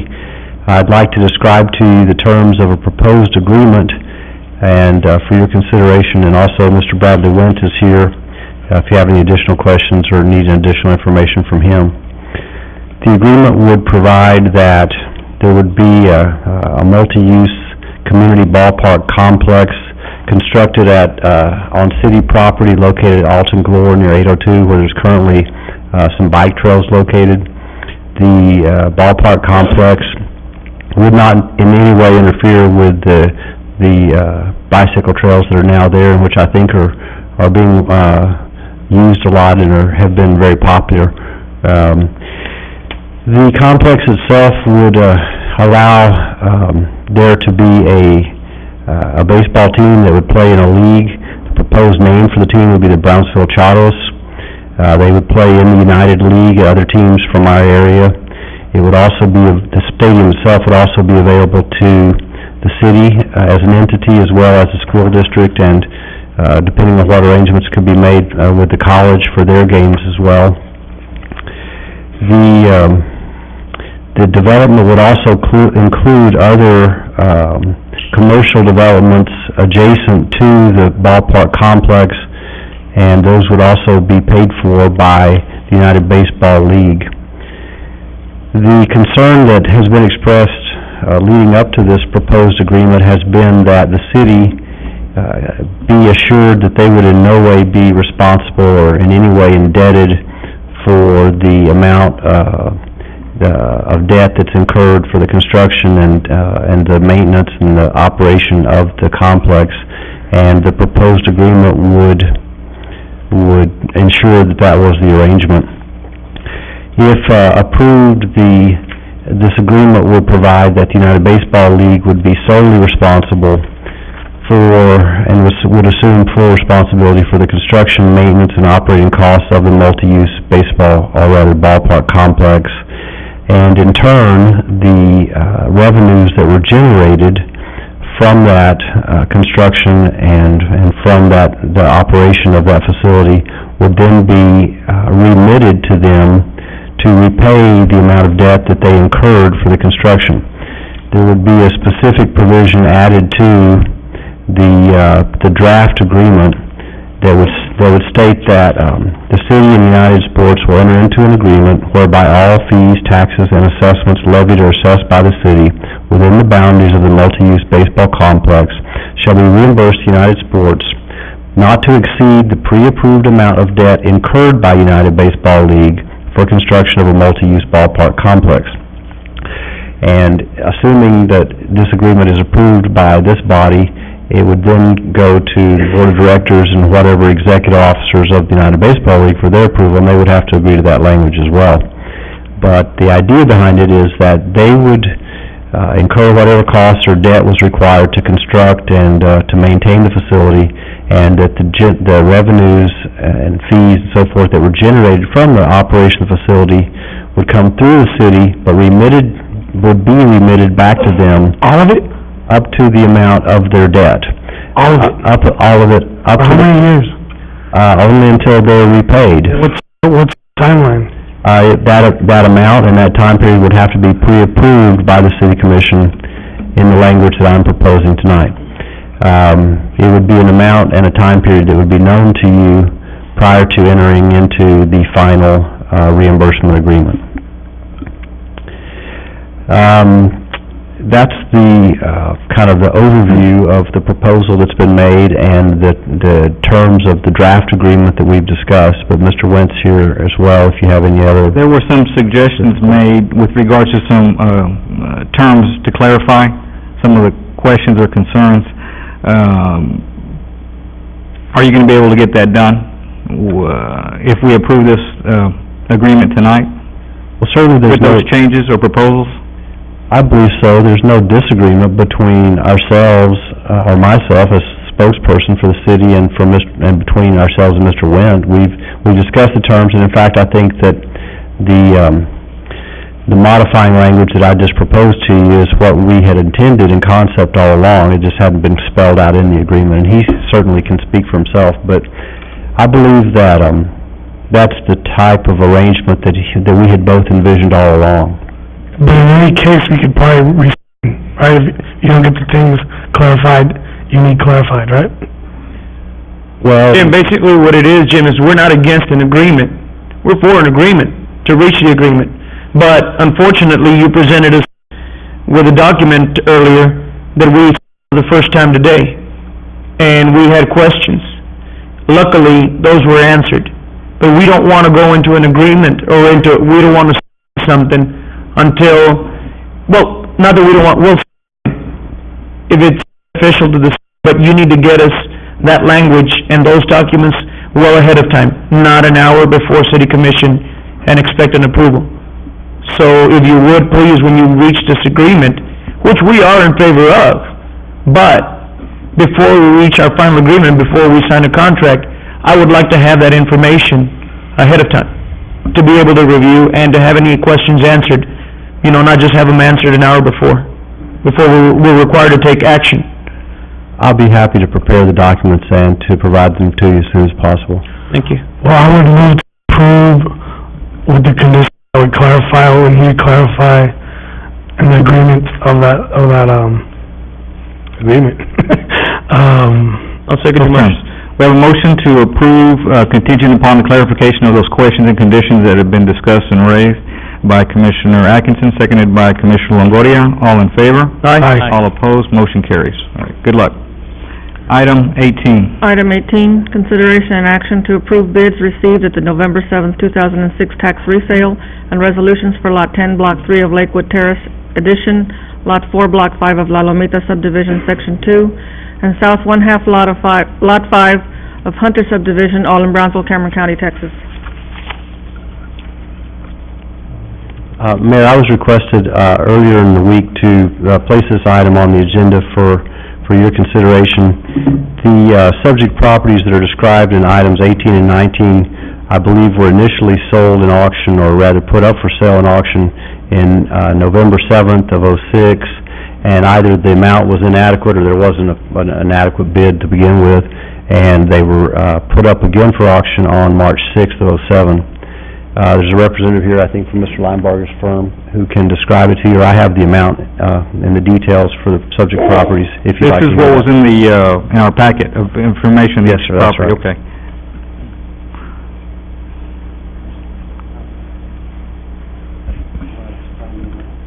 Sure. Title Park. Good evening, Mayor and Commissioners. My name is Jennifer Barrera. I'm an attorney here on behalf of Linebarger. I believe we have provided you, and correct me if I'm wrong, with the packet of Let me stop you real quick, information. Jennifer. Is item 19 basically the same thing? Or do we need to, can we do them together, or do we need to do them separate? I believe we need to do them separate Okay. because they're two separate dates. All right. Go ahead. Okay. There's several properties on the agenda. The first one is the tax receipt for November 7th, 2006. And those are the properties included here, right, on item 18? Yes. All right. And you're asking us to approve. Well, it's your decision whether or not to approve. I'm just here to answer any questions you may have regarding the bid. All right. I move to approve. No questions. Motion to approve by Commissioner Longoria, seconded by Commissioner Camarillo. All in favor? Aye. All opposed, motion carries. Item 19. Item 19, consideration and action to approve bids received at the March 6, 2007 tax resale and resolutions for Tract 1, Lot 9, Block 4 of El Valle subdivision, Tract 2, building only, situated on Lot 9, Block 4 of El Valle subdivision, .143 acre, more or less, situated in a portion of Block 207 and 208 of El Jardín subdivision, Espiritu Santo Grant Share 19, Tract 1, Lot 13, Block 1 of Hacienda Garden subdivision, Tract 2, Lot 14, Block 1 of Hacienda Garden subdivision, Lot 9, Block 3 of Portway Acres first section, and the east half of Lots 285 and 286 of Colonia Victoria addition, all in Brownsville, Cameron County, Texas. Same thing, right? It's the same thing. These are just different tracts of properties, and it's your discretion whether or not you're going to accept the Done bid. on a different date, right? Yes, this is from the March resale. All right. Approve. Motion to approve by Commissioner Longoria. Second by Commissioner Atkinson. All in favor? Aye. All opposed, motion carries. Thank you, Jennifer. Sure, and we've also submitted the resolutions and the deeds for your signature, and you can get that to us at your convenience. Thank you. What was your name again? Jennifer Barrera. Thank you. Item 20. Item 20, consideration and action to award a contract for public transit advertising sales and placement services for the Brownsville Urban Systems Bus Stop Shelter and Benches.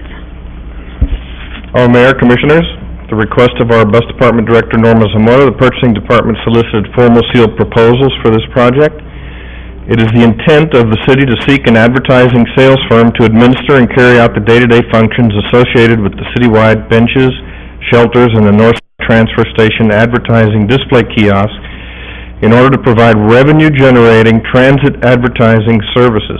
BUS expects the successful contractor to coordinate all approved forms of advertising during the term of this project. Just to refresh your memories, what we're talking about here are the shelters that we have throughout the city. Some of them are elaborate, some of them are a little bit more simple, but most of them do have the display kiosk. And there are also some display kiosks now at the Northside Transfer Center.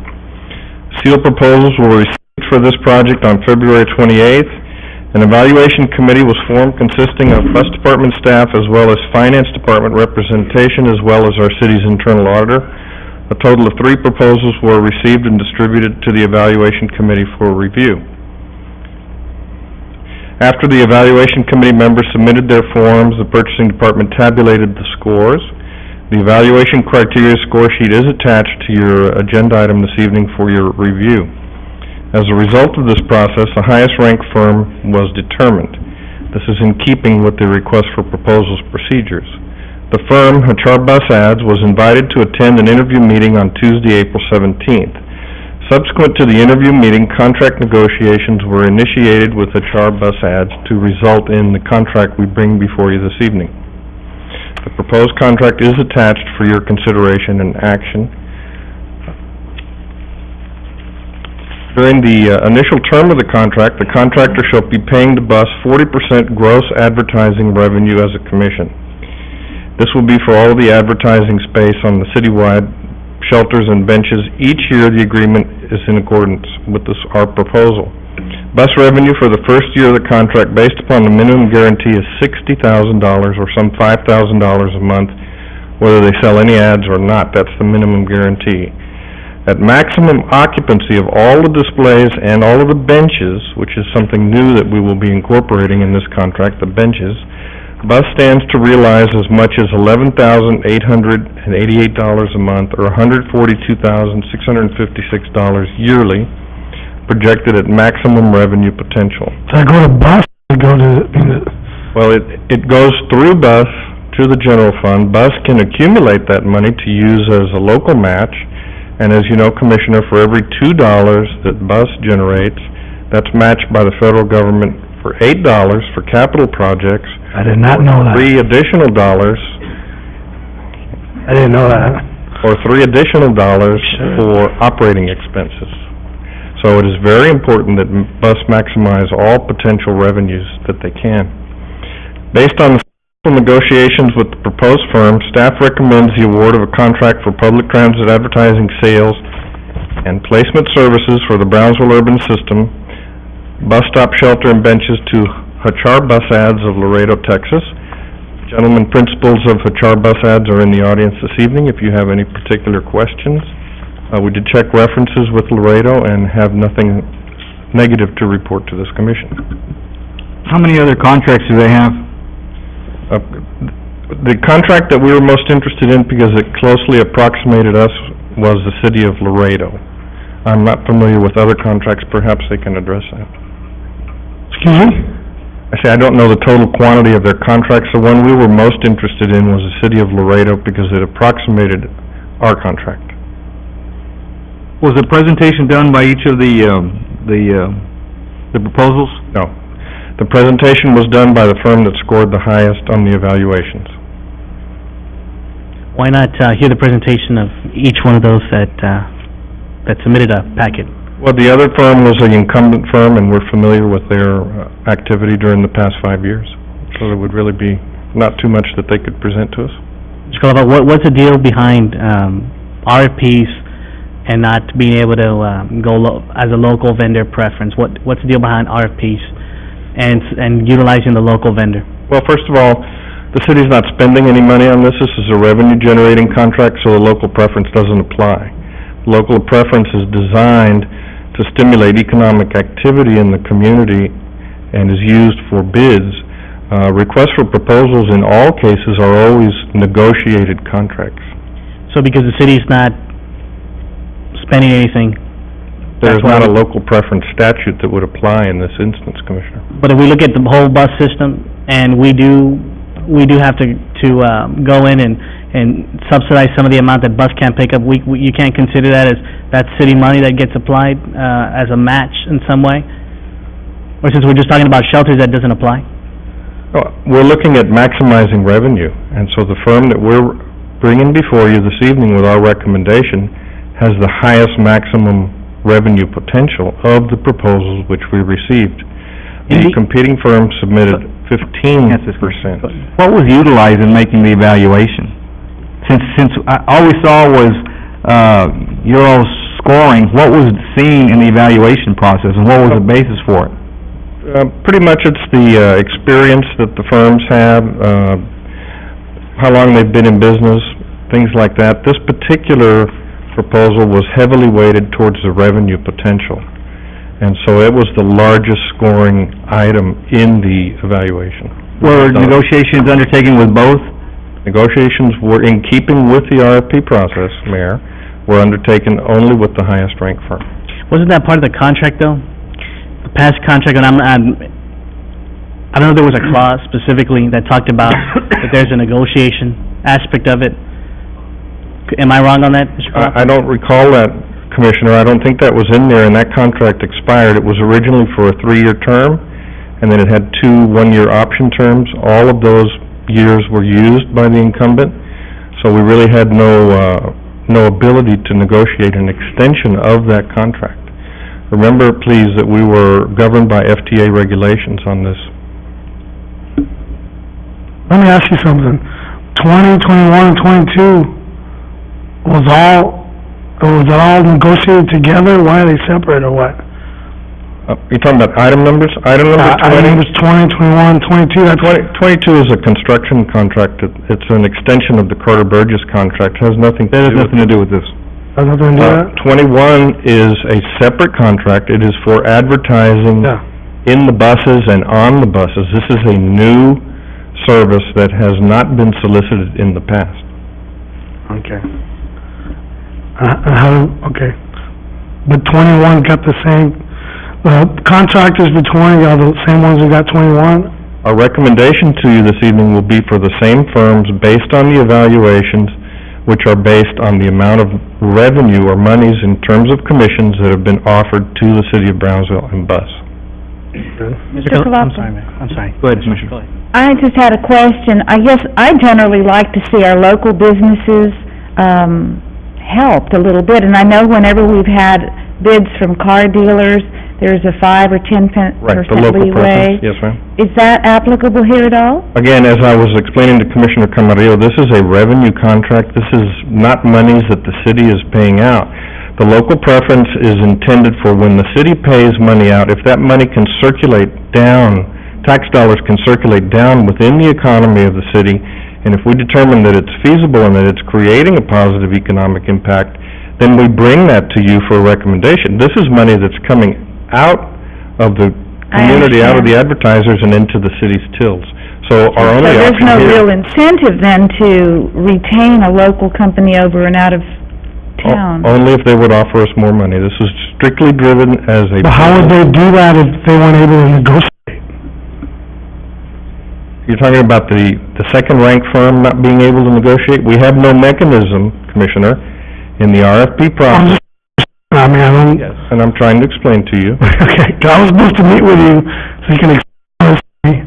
Apologize we didn't get together, but I just don't know how it works. Okay. Well, the RFP process works that you receive proposals and you turn them over to a committee and they rank them based on the published criteria that's in the RFP, and that's what we did. And the firm that we're bringing before you this evening scored the highest, and they scored the highest because they met all of the conditions of the RFP, but more importantly, they offered us more than 2.5 times the revenue of the incumbent firm. Now, did that happen during the negotiation? Did that happen during the negotiation, where the offer was made? No, that happened during the submission of proposals. Okay. There was no dollar amounts changed during the negotiation, only the terms of the contract and how the contract would work. The dollar amounts remain the same, sir. What was the original deadline for the RFP?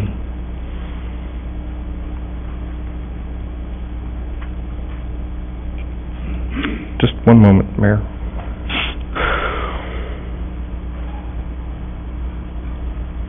And the next question would be, when was it extended to? The legal advertisement appeared in the Brownsville Herald on January 14th and January 21st. All 5 advertising agencies on the vendor list were mailed requests for proposals. We held a pre-proposal meeting on January the 31st, and then the sealed proposals were received on February 28th. Was that the original deadline of the 28th? No, I think we extended it 1 week, and that was strictly at my own staff's request. That was not generated from... And then the deadline was the 28th of February, and the evaluation took place on a month later, March 22nd. That is correct. Any particular reason why it took almost 3 weeks afterwards? No, but that's not different from a normal operating time frame. There's just other projects going on all the time.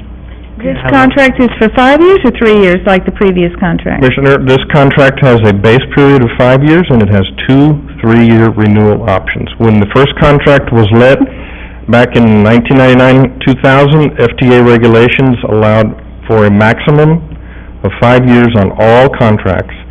During 2002, they relaxed those regulations, and they now require 5 years only on rolling stock contracts, the purchase of buses and so forth. Service contracts are left at the local discretion. The reason that we went for a 5-year with the 2 3-year options is, as I explained earlier, one of the things that we're doing in this contract is we are requiring that the contractor provide benches for our patrons of bus to have a place to sit at the bus stops. We are requiring 50 new benches every year. So over the life of this contract, the first 5-year term, you will see 250 benches in Brownsville. Those benches will have advertising on them. I'm sure you've seen that in other cities. We will generate revenue from that. The reason for doing the contract for such a long term is to maximize our revenue potential, because after the 5-year period, the percentages increase for the 3 years, and then they increase again the following 3 years. May I have one last question? Mr. Calapa, as you said, the incumbent, they were doing this on a month-by-month basis, but when they go out and they go sell advertising, they didn't go and sell advertising for 1 month or so. They've got if they had a number of contracts that work for a year, and those companies already paid for that year, by the looks of the proposal and the resolution, we're asking that as of June 1st, all of that ceases. That's a good question. Let me explain What happens to them? Let me explain to you how that works, Commissioner. When the contract came to its expiration date, Rio Shelters was sent a letter by the city advising them that the contract had reached its normal termination and that they would be going on a month-to-month basis. So they were fully aware that that was the situation. Every time a new contract is entered into by Rio Shelters, they have to make the city aware of that contract as well as the terms of that contract, and then they have to start paying commissions against that advertising revenue. So we have a good handle on what contracts are out there right now and what their terms are. We certainly have the ability to work with Rio Shelters as well as in our negotiations with Bus Ads. Bus Ads has agreed to allow the terms of those contracts to run their natural course and the revenue from those contracts to continue to flow to Rio Shelters. Let me ask you something. Why can't we extend it? Why can't they wait till the end of the year? Well, that's what we're saying. No, but you're saying for Bus Ads, not for Real Shelters. No, Bus Ads has agreed, sir, to allow Real Shelters contracts to run their natural course. In other words, they will respect the fact that those ads are in displays in the kiosks. They will not receive revenue from those ads, nor will they be able to use those display cases because Real Shelters will have their ads in them. So to answer your question, there is not a negative impact to Real Shelters as a result of this, even though the contract terms clearly stipulate that at the termination of the contract, those contracts then become the property of the city of Brownsville. Let me ask you something real quick. As somebody who, in my business, I do advertisements, and I went out there and hustled and talked to people and got these contracts, and I for the whole year. They're for the year already. You telling me that somebody's going to come say I don't get the bid, but all my contracts that I worked hard to get just go to somebody else now? I mean, explain to me. I really just don't understand how it works. I'm telling you from my perspective, from my business, that I don't think it would be fair that I want to go, I have a lot of clients, and then they're just going to be pushed to somebody else?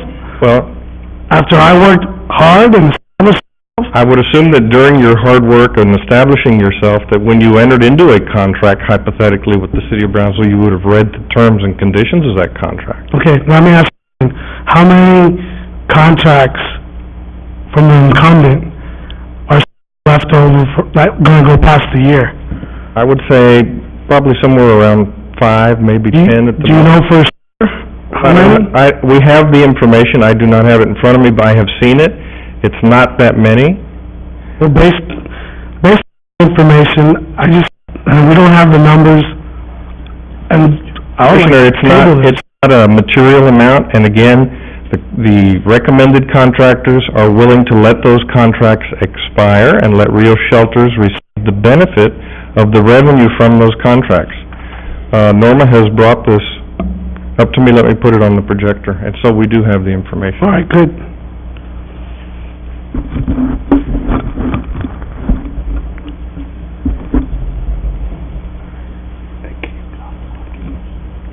Now, as you can see, those are all of the contracts that are in place Lower the lights, please. now. If you'll see, there are dates when those contracts were originated, and you can see next to it the term of those contracts. So the ones that have the little pencil check marks on them right now are the ones that are in place right now. So I said maybe 5 to 10, it looks like there's 4. These others, you can see the dates that they were started, and you can see the term of those contracts. So we're not talking about anything here that's going to be a material gain or loss to any particular entity. As a matter of fact, during the life of the contract that's now expired, we've had, in terms of revenue, the highest month we ever had was just under $2,700 in revenue. Over the 80-odd months this contract has been in place, the city has received an average of $1,800 a month in revenue. The guarantee now in the Rio Shelters proposal was the same offer that was made 5 years ago during the first contract, 15%. However, they have now offered a minimum guarantee of $3,000 a month against the competing firm of bus ads, $5,000 a month minimum guarantee against 40% revenue. So apparently the firm of bus ads, with their experience in their other contracts, feels like there's much more revenue potential in the city of Brownsville than what we've seen or what's in place or what is projected to be by Rio Shelters. So, you know, it's a pretty straightforward conclusion. Anyone that would make a good business decision would bring before you this evening the proposals that we brought before you. Well, let me ask one more question. It's probably a dumb question. These people are very promising more revenues. How are you going to go back to all these people? You're going to bottom line them and say it's going to be this much higher now when they've been paid? These are all local businesses. Right. Let me finish. I'm sorry, sir. These local businesses, are you going to go back to all of them who have been honorably, you know, paying to advertise in the city? You're going to go back to generate what they're going to generate. They're going to go back and tell them this, or they're going to look for other advertisements outside of Brownsville. Yes. So we may be seeing something from San Antonio. If they want to pay to be on the bus, we're going to come to New York or come to Harlingen. Is that what we're going to do, or how does it work? Well, I'm trying to understand where you're going with your question, but to answer your question, sir, bus ads, both firms had to submit their rate cards as part of their proposals. It's curious that bus ads will be charging less to the advertisers than Rio Shelter, but will be offering us more revenue. I hope that answers your question. Say that again?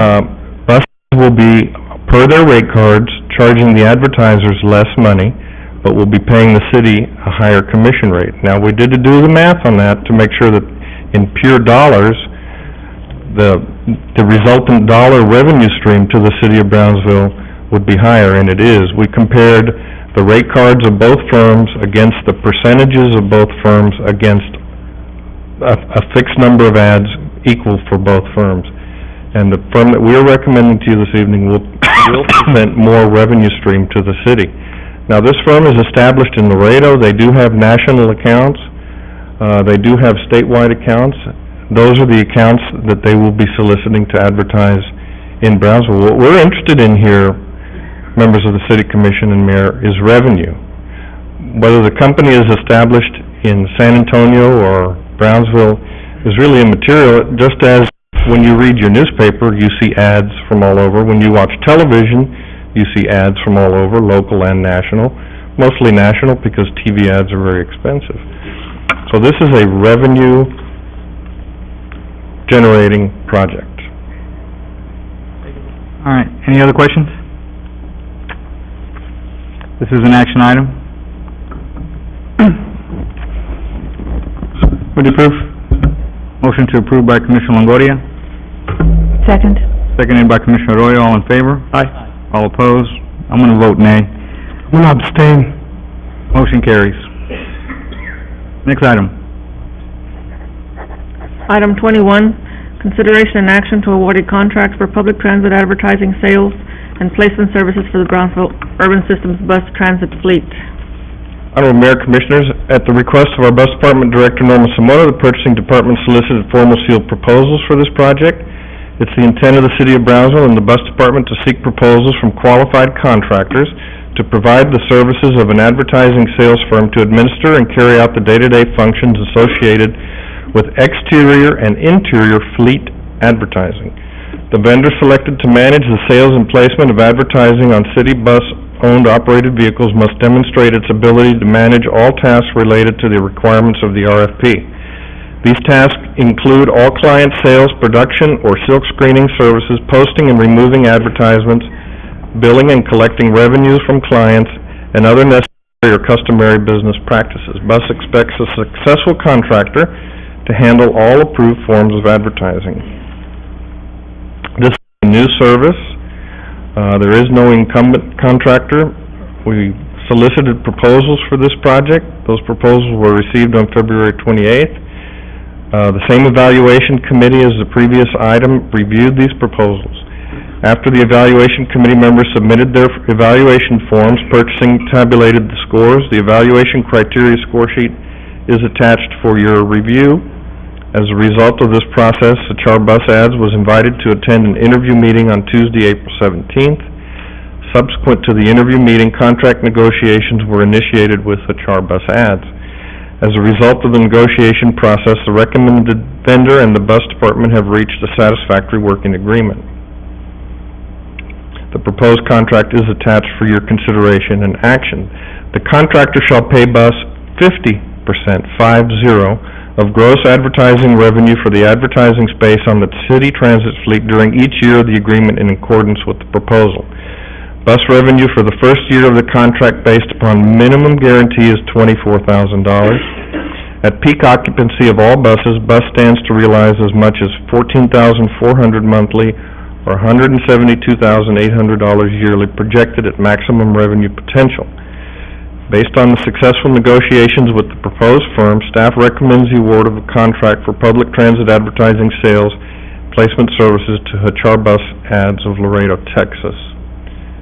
And on the screen you see some samples of what these type of ads look like. They're commonly called bus wraps. Do we have a criteria of what can be put on a bus? Yes, sir, we do. We've had a criteria in place since we've had advertising for the last 5 years. In the city of Brownsville, you cannot advertise alcohol, you cannot advise tobacco, you cannot advertise sexually explicit type materials. It's pretty vanilla. Can you advertise in the city? Can Laredo come and advertise on these buses? I suppose if Laredo wanted to come and advertise Laredo, they open up an outlet mall? I mean, what, is there something there that... I think that's governed under free trade, probably. Excuse me?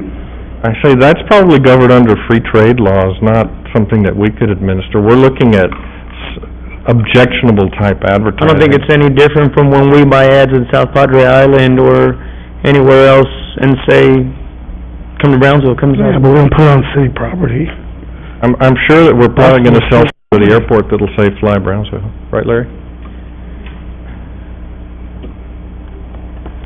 Any other questions? This is an action item. Approved. Motion to approve by Commissioner Longoria, seconded by Commissioner Camarillo. All in favor? Aye. All opposed? Nay. Nay. 2 nays. Motion carries. And just for the record, my concern is that this being an RFP, this being a situation where an evaluation was done and negotiations were begun before this commission got to act on it, Paul, and considering the fact that we had a local, that's a concern to me. I understand the basis for it, and I understand that it's a revenue issue, but I think the local company should have been given an opportunity, same as the other one, to negotiate. But if that's, I understand. Your point is well taken, Mayor. All right, next item, item 22. Item 22, consideration and action to award the professional services contract for Phase 3 final design, construction document preparation, and Phase 4 construction support services for the Brownsville Urban Systems multimodal facility. Honorable Mayor, Commissioners, Phase 2 work has proceeded on schedule with 5 of the 13 properties now acquired by BUS in the city of Brownsville. As the Phase 2 site acquisition and relocation assistance is completed, staff recommends the commencement of the final 2 phases of the project. During Phase 3, final design and construction document preparation will be accomplished. Also, Phase 4 will include the solicitation process resulting with the construction manager at risk guaranteed maximum price contract for the construction of the project. It will also encompass construction support services and final project closeout. We have the project manager, Mr. Mike McAnally, who has made presentations before you this evening, and Alan Zreet, the lead transit architect for Carter and Burgess. They will update you on the remaining 2 phases, should you so desire. Are there any other questions? I guess you better, if you want to give us a quick update there. Yeah. Honorable Mayor and Commission, I'm Mike McAnally, Project Manager for Carter and Burgess. It's a pleasure to be presenting to you again. Next slide, please. The multimodal transportation terminal is a 4-phase project. We're now at the end of the first 2 phases. Phase 1 was a feasibility study completed in October of 2003. Phase 2, which we are now completed, is the preliminary planning, environmental clearance, and the financial planning for implementation of the project completed last month, or in March. We are now at the point where we're ready to transition in continuing services for Phase 3 final design and construction documents, and Phase 4 construction services during construction in support of the construction process. I'd like to introduce Alan Zreet, who will do the rest of the presentation. Alan is going to be assuming the responsibility as project manager during the final design process. Alan, before you speak, I'm going to put some pressure on you. You got some big shoes to fill. Mike's done a very wonderful job in working with the city over these last several years, so I'm sure you're up to the task, but know that those are big shoes. Thank you very much. I'm well aware of that. I've been serving as assistant project manager working with Mike on this for about the last 4 years, so. Oh, well then maybe you're the reason why he was doing so well. Okay, all right. But where we're going from here, good evening, Mr. Mayor, by the way. We're estimating a 14-month design duration. That is essentially based on the conceptual documents you've seen to date, carrying that through to construction documents, and then staying on board for construction support and construction administration with the help of a local firm, Stanford Knowles Architects, throughout that process. Go to the next slide. Just briefly, I think you've seen this before. This is a rendering of essentially the primary terminal facing Adams Street, the bus facilities in the back, the plaza as part of the project. Go ahead. Overall site plan, the orange area is showing the international bus terminal, waiting area and so forth, international buses over on the International Boulevard side of the site, the Brownsville Urban Systems operation located here, and then parking, pedestrian plaza, filling out the rest of the site. So we'll be moving into the process of preparing final design documents for this scope of the project. Go ahead. Quick view of the floor plan. The lower level includes primary entries that you saw in the rendering, admin support space, restaurant, retail space, public restrooms, a large waiting area, and then space for all of the transportation operators that will be part of the facility, their operations support space, and so forth. The upper level will be the Brownsville Urban Systems Administration offices. Go ahead. Real briefly on the schedule, as I said earlier, we have a 14-month design duration shown in this block here, broken up into 3 different submittals, a 30% submittal, a 60% submittal, 95%, and 100% documents. Each one of those submittals will go through a review process with the city, go through a quality control process, working with our other consultants as part of that phase. Part of that process will also include assistance in selection of a construction manager, a general contractor, that will be guiding the city through the process. We've been working with Paul and others at the city and determined that this is really the most advantageous way of the city to move ahead with implementation of this project is through a construction manager at risk. The rest of the schedule then shows permitting and then construction for that 17-month duration. Go ahead.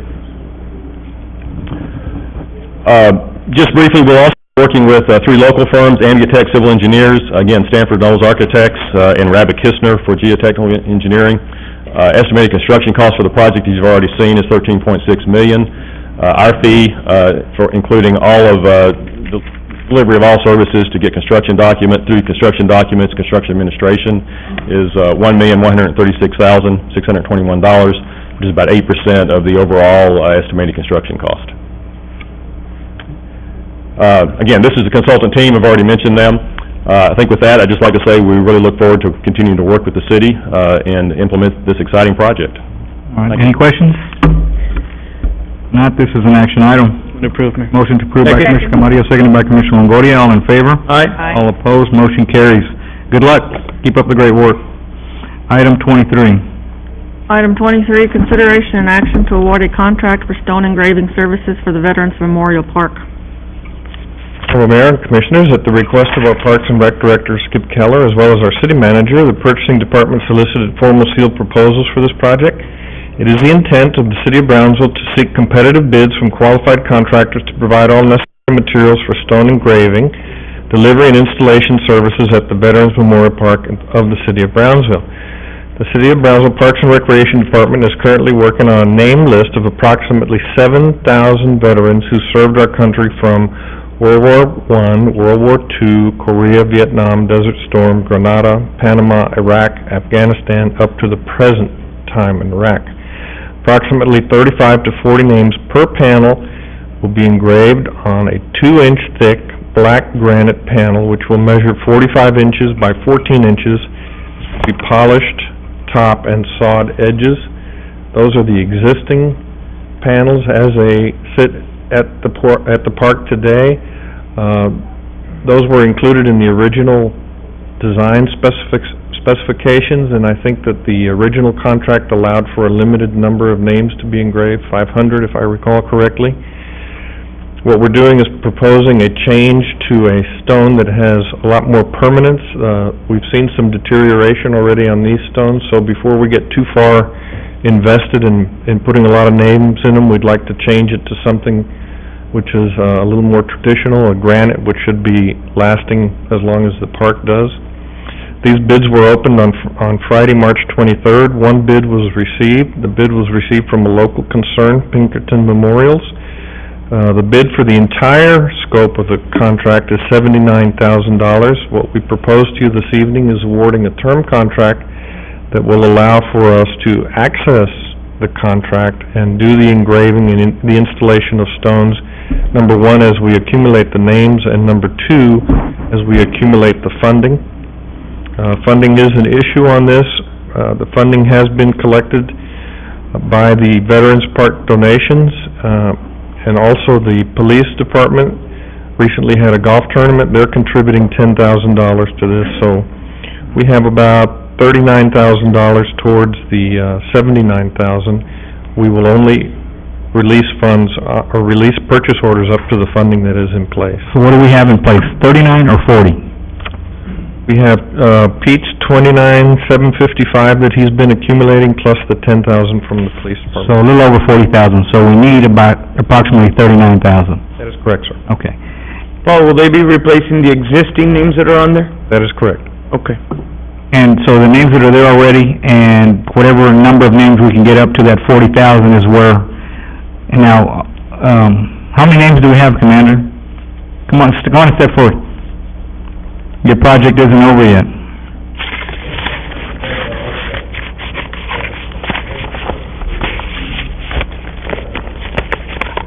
Speak to the mic. But, if my figures don't jive with his, we're supposed to have $59,000. Okay. So, towards the whole $79,000. So maybe we're on the 20. We're only 20 or 30 short. about 27 away from goal. So this is what we've come up with, you know. And how many names do you already have? we already have 7,000 names to go in there. Okay, so this, Paul, if I'm correct, the 7,000 is what we anticipate will cost 79,000? And that was the fee given to us. Is that right? Yes. Okay. Yeah. All right. Mayor, are we in any kind of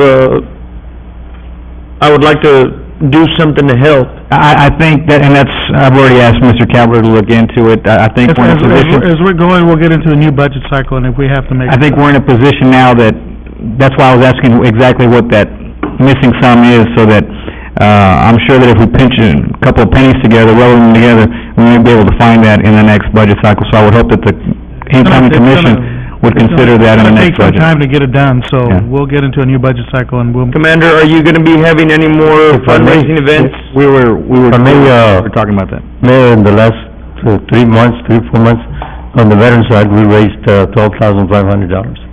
So, you know, we're helping as much as we can. And we wanted to get this bit, out of the way so we can get going with the project. Yep. As you know, I would like to explain, some of the people need to see what we're doing on there, that we're making some progress before they even donate. We've got some very, very good input as far as the park from the community and the tourists that have come into town. And they've congratulated, the city of Brownsville for such a beautiful project. And they've even written in and sent us donations from out of town all the way, all up and down the states. So it's the project is working, but we need to show something to the people that, especially the local residents, that they can see something that is going on there. As we explained in the beginning, the original 500 names were put in there by Roth Construction, so we need to get in there with this other project, and I would appreciate it if you would. Commander, if you're having any other upcoming events? We're good, we're trying to see if we can plan something for the weekend of Memorial Day. Oh, yes, we are gonna have for Memorial. Yes, we're already started on that one. I know it need not be said, but if you need any of my musical services, you can count on me. Thank you very much, Commissioner, thank you. Thank you. Thank you. How about your equipment? That's fine. If he doesn't, I got mine, so not to worry. This is an action item. Yes. Motion approved by Commissioner Camarillo, seconded by Commissioner Arroyo, all in favor? Aye. All opposed, motion carries. Item 24. Item 24, consideration and action to authorize amendment task order number 5 to the professional engineering services contract for the municipal solid waste facility at the city landfill to RJR Engineering Limited LLP. Honorable Mayor, Commissioners, RJR Engineering is the current contracted engineering firm engaged to prepare the major permit amendment application, all related landfill engineering services. They've been under contract for a number of years. Over the past 2 years, the Texas Commission on Environmental Quality, or TCEQ, has reopened, reviewed, updated, and redeveloped the TAC 330 rules that regulate waste disposal with the state of Texas. Some of this was inspired by the federal EPA delegated responsibility to the state that EPA was having difficulty with because of the required annual monitoring. Thus, TCEQ needed to assemble these criteria into their own rules with the TCEQ interpretation. Other changes were made to the TAC 330 based on the changes that have occurred over the past 10, 15 years in the industry and the associated housekeeping. This has become a much regulated, highly technical industry as the waste stream has been changed over the 15 years. There have been rule changes related to water quality monitoring which impact us the most over the next 4.5 years relative to the proposal cost. Additional changes have been made to erosion control, monitoring, runoff assessment, and documentation. Runoff and erosion is now basically considered as a potential pollutant. Aside from these two areas, the TCEQ has continued to finalize the required necessary changes to air permitting that affects Title V permitting and our general operating permit at the landfill. Air permitting is one of the areas that continue to develop and in the future is uncertain. However, it is safe to say that the compliance will continue to become more strict statewide. These three major headings, water monitoring, erosion control, and air permitting, require us to be focused and prepared ahead. RGR is capable of leading the city through this maze of regulations and permit applications that require the specialized services of landfill engineers. They have obviously demonstrated this in the past. This amendment, task order number 5, allows RJR Engineering to continue to provide engineering and environmental services to the City of Brownsville landfill and to address additional permit and compliance issues related to the new TCEQ regulations, which were just implemented last year, March of 2006. Task order number 5 is divided into 14 individual tasks for project management purposes. The details on these tasks are included in your packet unless you'd like me to go through them one by one.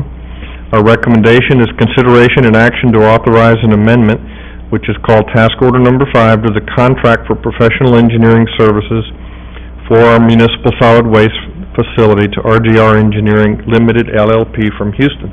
The amount is $162,610 for the balance of our fiscal year 2007. Public Works Department has that money under their professional services line item. As part of task order number 5, staff also recommends approval of services for the subsequent coming 4 years. Services will be authorized annually, subject to the availability of funding. These additional services are projected to cost an additional $2,035,000 $13,070. It's a large sum of money. As you all know, the landfill is also one of our major revenue producers in the city. One of the biggest. No further discussion, I move to approve. This is an action item. Motion to approve by Commissioner Longoria, seconded by Commissioner Camarillo. All in favor? Aye. All opposed, motion carries. Mr. Kalapa, I don't know if you're aware, we were just voted one of the cleanest air cities in the country. No, sir, I was not. We need to make our citizens aware of that particular honor. I forget where we were ranked, but it was way up third in the entire country, I believe, so. Staff has done a formidable job. So that goes hand in hand with this type of work and these types of projects, so everybody at Public Works and at the landfill are to be commended for that. Item 25. Thank you, David. Item 25, consideration and action to award a contract for the purchase of vehicles for various city departments. Honorable Mayor and Commissioners, at the request of all of our city's department directors, the purchasing department solicited formal sealed bids for this project. As you know, we try and do one major bid solicitation a year for the replacement vehicles in our city's fleet. Ivan Welker, our fleet administrator, will present the actual award recommendation to you. Ivan, gas just went to $2.89. You sure you want to make the presentation? That's a good point, Commissioner. Good evening. At the legal advertisement appeared in the Herald on March 18th. A total of 19 vehicle dealers on the vendor list were faxed an invitation to participate. 2 acknowledgments were subsequently received by the department. A pre-bid meeting was conducted on March 28th, '07. No vehicle dealers were represented at the pre-bid hearing. A request for an extension was requested by a local dealership.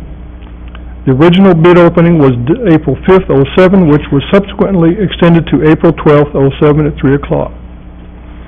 Sealed formal bids were opened for the subject project on April 12th, '07. 2 bids were received and tabulated by the Purchasing Contracting Office. The 2 bids were Tipton Ford and Tipotex Chevrolet. The attached bid tabulation sheet is an analysis of the bids received for the Commission's consideration. Now, there are 12 following items asking for your approval. These are splitting up the purchases between Tipton Ford and Chevrolet based on cost. I recommend approval for all. These are 21 vehicles. I have a question. Why is it that all of these vehicles are V8 engines when we're paying $2.99 or $2.89 a gallon on gas? Why aren't there any V6s? We did ask for V6s, but they're not available in those particular models. If you ask for 4x4 or extended cab with trailering rear ends, they require These aren't 8 police vehicles. Why do we have to have so much power if they're just going to be driving around in the engineering department? I'll give you one example. 3 weeks ago. Sorry? 3 weeks ago. Okay. We had that flooding. Yes. That's exactly when these vehicles are called into action, so to speak. Not on a normal day-to-day stuff, but that's exactly when they're running around putting up barricade signs, clearing, whatever the case might be. And they work off-road as well in the newly cleared areas. But you could get V and put bigger tires, right? Put lifts on them? Not at this price, sir. Huh? Well, maybe in this, for the ecology and the environment in the future, we ought to look at V6s and maybe just for critical care vehicles or something, V8. Point taken. Thank you. This is an action item. Move to approve. Motion to approve by Commissioner Arroyo. Second. Seconded by Commissioner Longoria. All in favor? Aye. All opposed, motion carries. Oh, thank you. Thank you, Ivan. We have one public comment, Mr. Ruiz, regarding the city election. We won't start until you're ready, sir. Okay, sir. I'm ready. First of all, my name is Fernando Ruiz, and I am an advocate of good government. Well, I also have credentials. I have a master's degree in political sciences and a sub-focus in history and finance. I am an advocate of good government, and I'm for the poor guy, But I was looking at the forms here because I was concerned about one of the candidates for this coming election. I feel that the elections are responsibility of city government, and I think that is supposed to be overseen by our bureaucracy to make sure that we follow the criteria of the Secretary of State. Reading the newspaper, I found out that one of the candidates was making all these smart remarks, and I took it upon myself to do some research.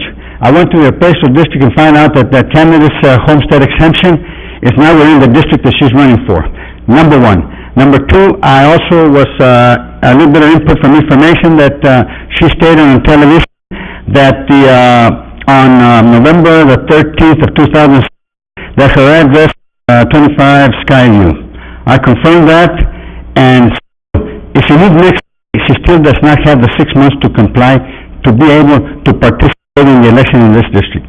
All I want to say that this is not complete, and the Secretary of State says they must be complete. Otherwise, they're no good. They're no good. But the people will vote this early election and also on the 12th. And they know, and I want them to know, what the is. She does not deserve to be running for that district. And sir, she has violated federal and state statutes.